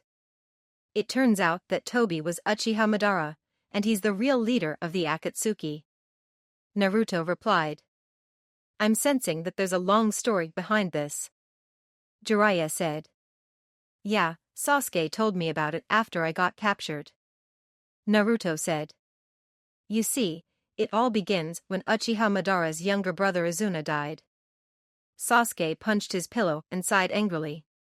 His throat felt slightly hoarse because he'd woken up screaming, and he knew exactly why. That reason why was blonde, had a large pair of tits, and held and ate his dango in a way he'd only ever seen one person do. That part of himself that still loved his brother and wanted to believe Naruto's story about how Itachi had sacrificed everything for him so he could live had happily greeted the man who had killed his family as if such things hadn't lain between them, tainting any love he might have felt for him, and as if he hadn't been gone for more than 4 years. Only later, after the ANBU who had been chasing after him had been called away for more important things, had reason asserted itself and he fully realized what had happened and how he'd had that man right in front of him and let him go without alerting anyone. Even later still, that part of himself that was still the small child who had come home to find his parents dead and his brother standing over their bodies had turned up and turned into a gibbering wreck that had fed him the all-too-real nightmares he'd been trying to forget. He wished that he could go back to when things were simple, back before Naruto had told him about what had happened to his clan and why. Back then, he'd been the Avenger, and he'd had only one goal in life, and there had been nothing to sway him from that path. Now, things weren't nearly so clear and simple. He loved Itachi, and he hated him, and while he didn't want to forgive him, a part of him did because Itachi was all he had left. Neji swung himself back as far as he could in order to gain the necessary momentum to make another swing towards the table. Almost. His uncle had finally caught him when he'd tripped over a rock on the path up behind the Hokage monument and stumbled. Considering how pissed his uncle had been, he'd half expected the man to activate his curse seal. In fact, he'd almost prefer it if he had. It would have been less humiliating for one. Almost.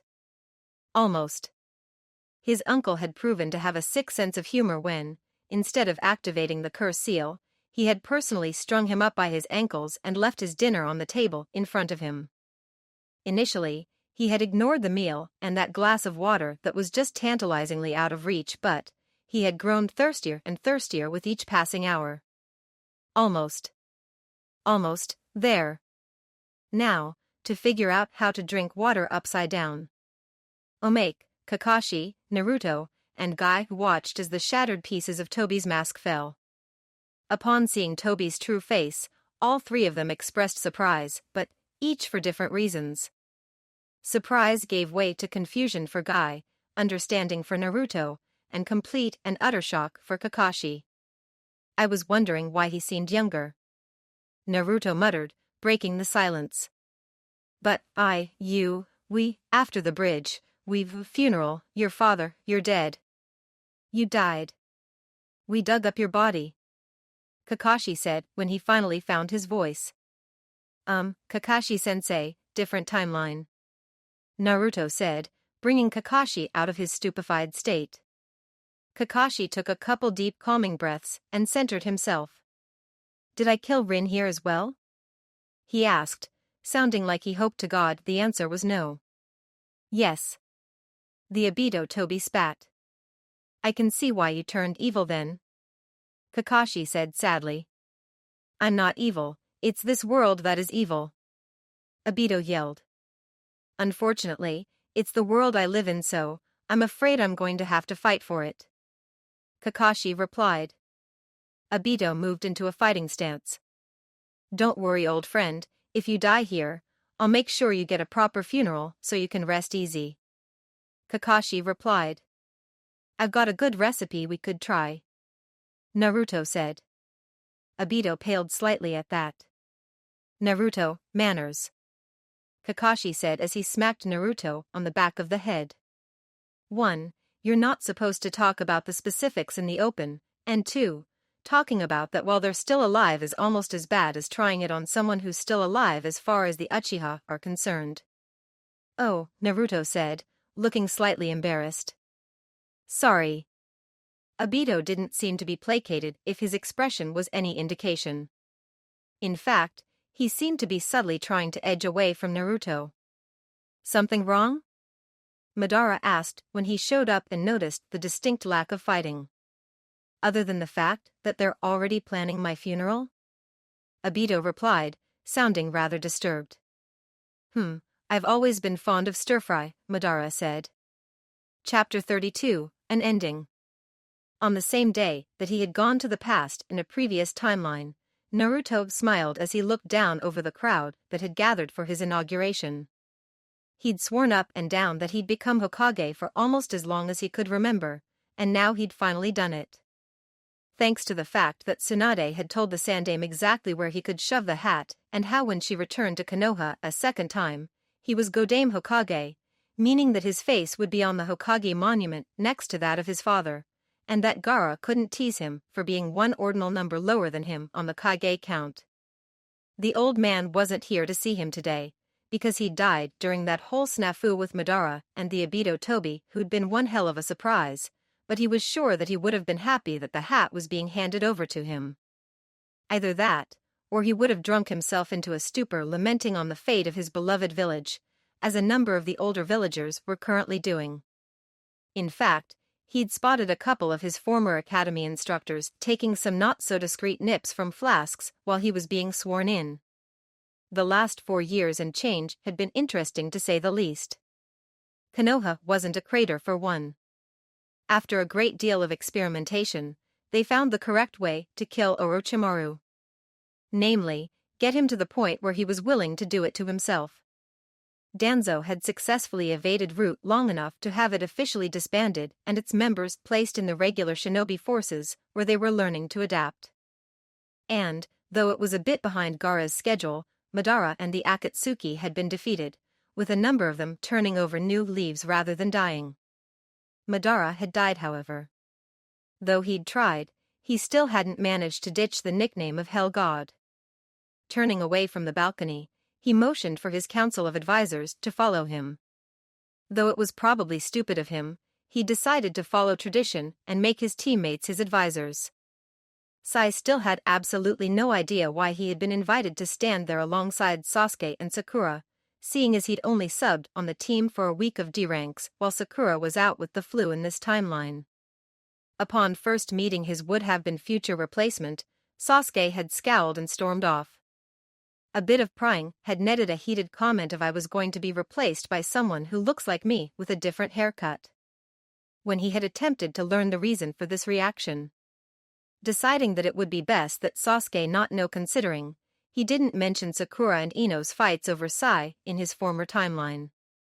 "So, are you ready for the party?" he asked Sasuke, who was still a little sore over Sai's presence.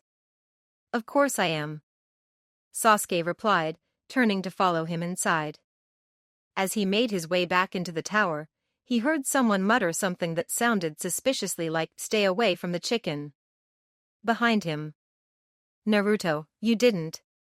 Sakura exclaimed from his left. Since he recognized that tone of voice, he wisely chose to say nothing. It wasn't his fault that a certain recently rediscovered ancient Uzumaki clan tradition regarding fallen enemies had neatly coincided with certain Uchiha funerary traditions.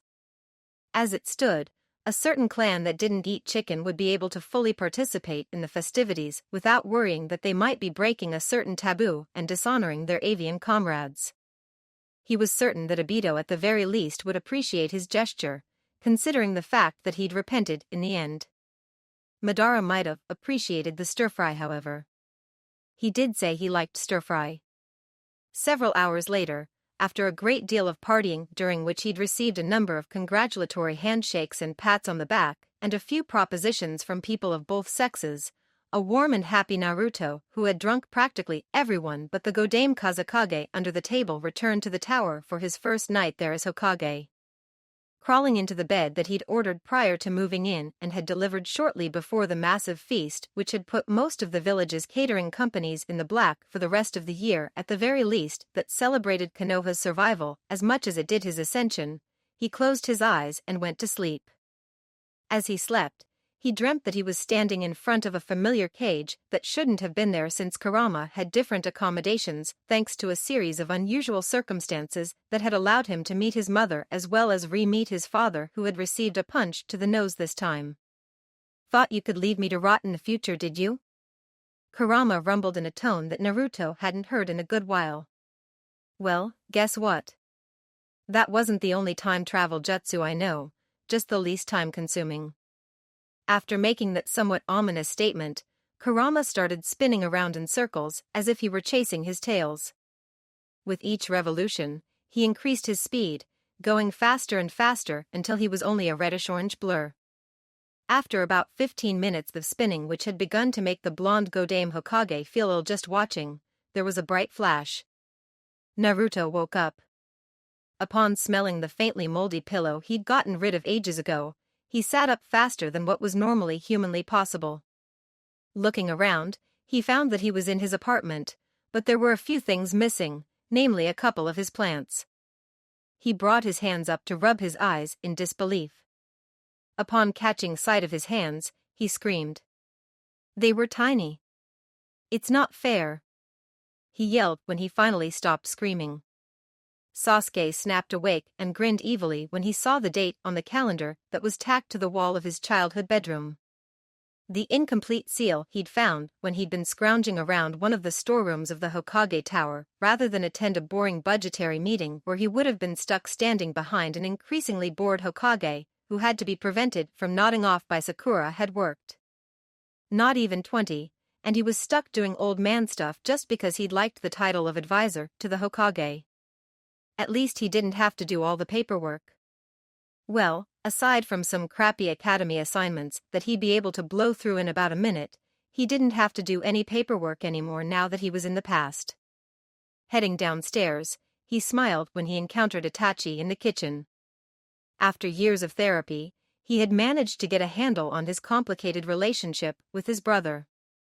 Though he hadn't noticed on that day all those years ago, Itachi was looking seriously distraught in the almost serene way that only Itachi could. "Nissan," he said, happy to see his brother alive in front of him.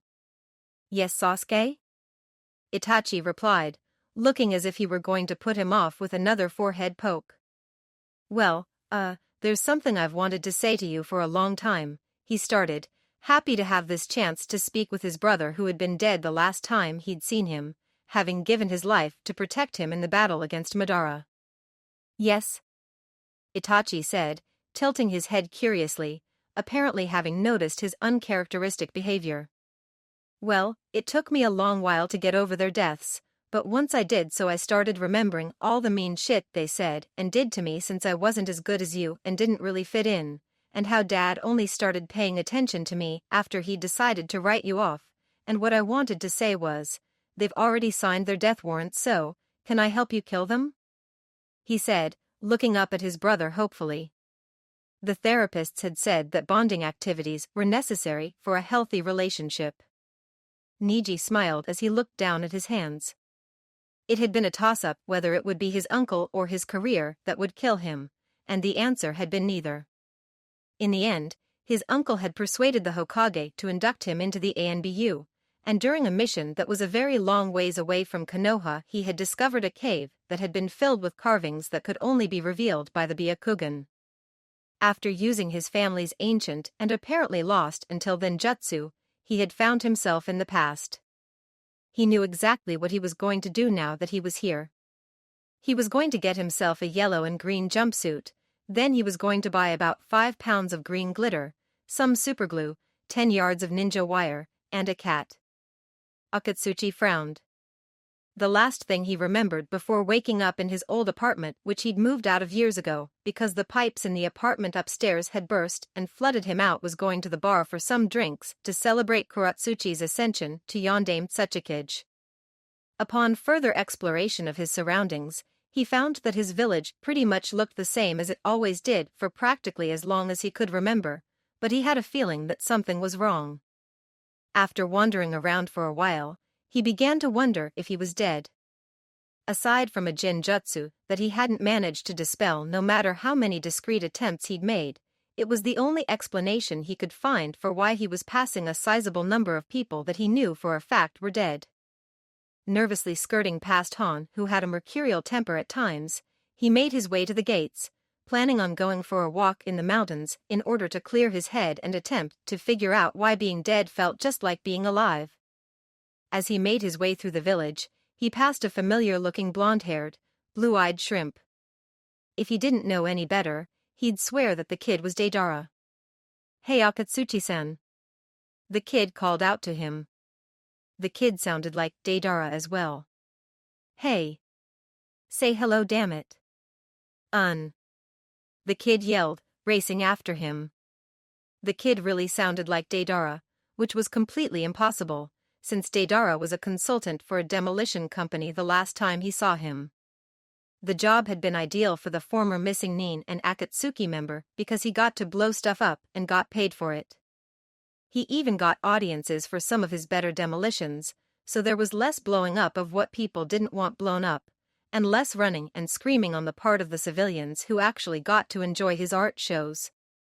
"Look at me when I'm talking to you, the kid yelled before grabbing his arm with a hand that bit him. It was Deidara. But why was he so small? Okay, now that Naruto has revealed that he's from the future, is there anyone else on this team who's from a crappy future that they're trying to change? Kakashi asked, glaring down at his team, which consisted of a brat from the future, a traitorous forcibly recovering alcoholic, and the pink-haired girl who may or may not just be extra baggage. Sasuke and Sakura glanced at each other and looked away. Kakashi sighed in relief. Apparently, he'd just have to deal with only one student who was going through puberty for a second time. As he set his students to their day's training, what looked like half of Konoha's shinobi forces swarmed onto the training field. Naruto appeared to be the convergence point and main focus for the group. There was a loud babble of voices as each member of the mob tried to pull the teen in a different direction, and one common thread throughout the cacophony. "Hang on. Hang on." Kakashi yelled over the crowd, using a jutsu to be heard above the noise. "I'm still Naruto's sensei here, and nobody's training Naruto to defeat the evil singing elephants of Peru or anyone else unless I say so." The attention of the entire mob turned to him, radiating killing intent as it did so. Swallowing slightly, Kakashi stood his ground. "Evil singing elephants of Peru?" Naruto asked, giving Kakashi an incredulous look as if he couldn't believe his sensei could come up with something so stupid. "They're evil, and anyone who listens to them sing either kills themselves or attempts to do so," Koharu said defensively. Chapter 33, Another Ending. Does this still look broken to you? Minato asked Tobirama, who was chatting up some chick that vaguely resembled his mother. Tobirama, who hadn't been too happy with the interruption, turned, looked at him, sighed, and said for the last time, "No," before turning back to the girl. If it didn't have tits, Tobirama was generally an asshole towards it. His own brother included. That near-complete douchery towards anything with a penis had of course led to the whole Uchiha situation, seeing as Tobirama had rubbed some feathers the wrong way. Metaphorically speaking. Sighing, he checked his reflection. His nose still looked broken to him no matter how many times he tried to straighten it. He still wasn't sure how the hell it was possible, but, since he'd been dealing with his son on the spiritual plane at the time his nose broke, it was probably going to stay that way because he thought it was broken. Odds were, it would remain broken either until he was reborn or for all eternity, depending on what he chose to do. Not having anything better to do than stare at his nose since Kushina was busy playing some game that only the Uzumaki understood with her cousins and Uchiha Obito, who was currently serving as the ball, he headed over to Hashirama, who was watching over his village as he had been since the day he died, barring a certain Edo Tensei incident involving Madara and some twisted plan to make Hashirama watch as the world was destroyed or something like that. Sarutobi was sitting beside his old ko-sensei talking about something or other when he arrived. "Anything interesting happening?" he asked, hoping that there would be something to see. Naruto's timeline hit the point where he left the Kyuubi, and Kurama somehow ended up merging with the remnant that got left behind and sent Naruto back to the day of the Uchiha massacre. He isn't alone there, however, since his students traveled back to meet him via 2 different methods, and some poor sap in IWA accidentally invented a new time travel jutsu during a pub crawl. Hashirama said from where he was watching a version of Konoha, while the image of another version of Konoha sat nestled in the right-hand corner of his viewing mirror, apparently unnoticed. "Wait. What?" he said, wondering what the hell he'd missed. The last time he'd seen Naruto in person, the boy had been 14, and his seal had been cracked through sabotage by an elderly surviving member of the Uzumaki clan thanks to a short-sighted action on the Sandame's part that had left the remnants of the Uzumaki clan convinced that Naruto was just an orphan who had been given the Uzumaki clan name. Hence Naruto's wearing the symbol of Uzushiogakure rather than that of the Uzumaki prior to Kakashi's return to the past. The old man who had cracked the seal had been rather apologetic when he realized that Naruto hadn't been trying to skate on the Uzumaki reputation and actually was half Uzumaki. Sarutobi had eventually apologized for keeping Naruto's heritage hidden after Konohamaru had kidney punched him following the seal cracking incident, which had led to him seeing his son for the first time since his birth. When he had seen Naruto while he was repairing the damage the elderly Uzumaki had done to his seal and getting punched in the nose for his troubles, the boy had seemed older than he should have been. It was only after he'd arrived in the actual afterlife, upon dissipating, that he'd learned why that was. Hashirama had seen the whole incident from start to finish, like he had everything else. The Shodai Hokage had spent a great deal of his time in the afterlife watching Konoha, and knew just about everything that went on there.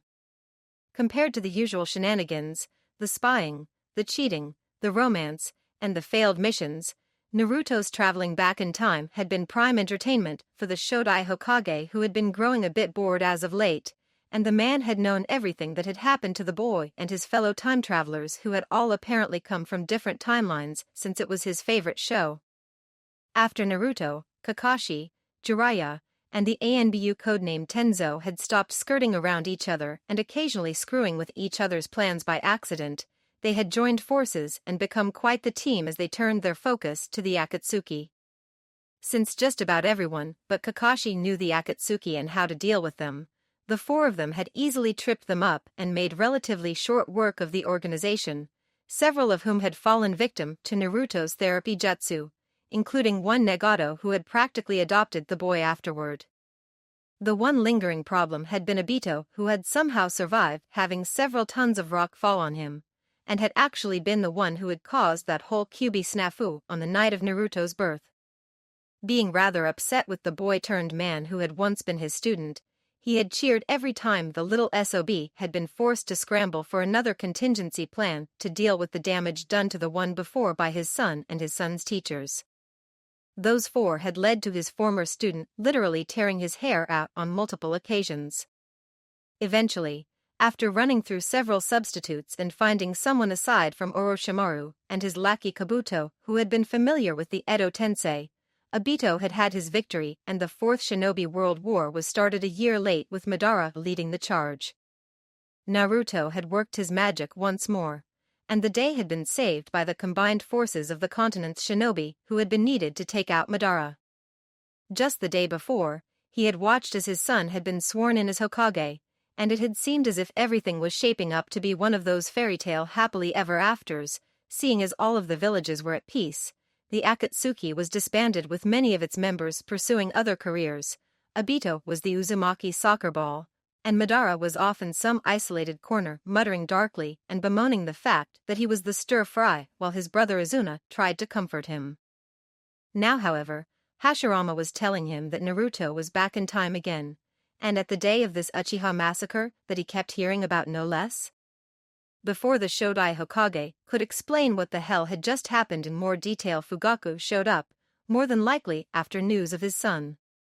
The really and truly last of the Uchiha now that Obito and Madara were gone was of interest to just about all of the Uchiha, and Fugaku had taken to getting frequent updates on the boy who had been named as one of Naruto's advisors yesterday. "Hi Fugaku," he said to the man who had been a comrade to him on the battlefield, and whom he had been stunned to learn had been planning an apparently failed coup. "Hello Hawk," the Uchiha started before trailing off as his eyes took on a glazed appearance. "That little bastard," Fugaku exclaimed, looking both furious and grudgingly impressed at the same time. "What did I miss this time?" he asked. "Sasuke just helped Itachi kill the Uchiha," Hashirama said from where he was watching events in Konoha unfold. "Does something about Naruto seem different to you?" Kakashi asked Jiraiya when he met the other man at his apartment for the usual drinks and discussion, since there was nothing left to plan. "You're joking, right?" Jiraiya asked from where he was guzzling whiskey straight from the bottle. "I haven't seen the brat act like that since back when I first met him. You're not going to believe what the council's been trying to cover up," Tenzo said as he took his usual spot at the end of the couch. "What?" Jiraiya and Kakashi asked, eager to hear something interesting since everything had been so calm lately. Apparently, the morning after his inauguration, Naruto woke up with no memories beyond the age of 12. Hyuga Hayashi knew that he should feel something aside from relief that Niji hadn't returned from his mission, but after over 4 years of the boy's pranks, that had been the first thing he'd felt. The grief didn't come until later. Much later, after he'd been able to look in the mirror and not see the effects of the day he'd woken up to discover that his nephew had shaved him completely bald while he was asleep. Gaara's smile became strained as he helped his fellow Kage learn how to sort his paperwork. Since Naruto was the only thing holding the piece together at the moment, it was up to him to help cover up the fact that the boy had mentally reverted to the age of 12, and was currently the boy who had not yet become a part of a genin team and become a shinobi of Konoha. This 12-year-old boy had been forced to face the realities of the dream he had held for so long, and wasn't ready. It was up to him, a virtual stranger to the boy who hadn't yet met him at the point in time he had believed he'd fallen asleep at before waking up to discover he was Hokage, to teach the boy what he needed to learn and make him ready before the circling vultures found this weakness and tore what they'd built before this had come to pass apart. Sakura sighed as she changed the flowers by Sasuke's bedside. It had been a long time since she'd walked into her former teammate's office and discovered that Sasuke's body was there, but nobody was home. It had all been because of that damned scroll she'd found underneath him. He'd just had to go and try time traveling despite all the risks, apparently believing that if Naruto could do it, he could do it too. Apparently, he couldn't. Or, if he could, she would never learn where he was and what he was doing. Sometimes she hoped he'd succeeded, and that he was happy wherever he was. Other times, however, she'd hoped that he'd failed, because then there would be hope that she would discover what it was that had gone wrong and get him back someday. The hidden continent's foremost demolition expert reached down and picked up the strange object that had gone flying from his latest work of art, which was going to clear the way for a rather grand shopping center. "What's this, he said as he examined the rock with the unusual glyphs on it, noticing that it didn't taste the same to his hand as the local rock he'd had an unfortunate taste of earlier when he hadn't gotten clear fast enough. That had been the third time he'd kissed the ground in the last month. He wasn't getting any younger, and his job was for the young. The end.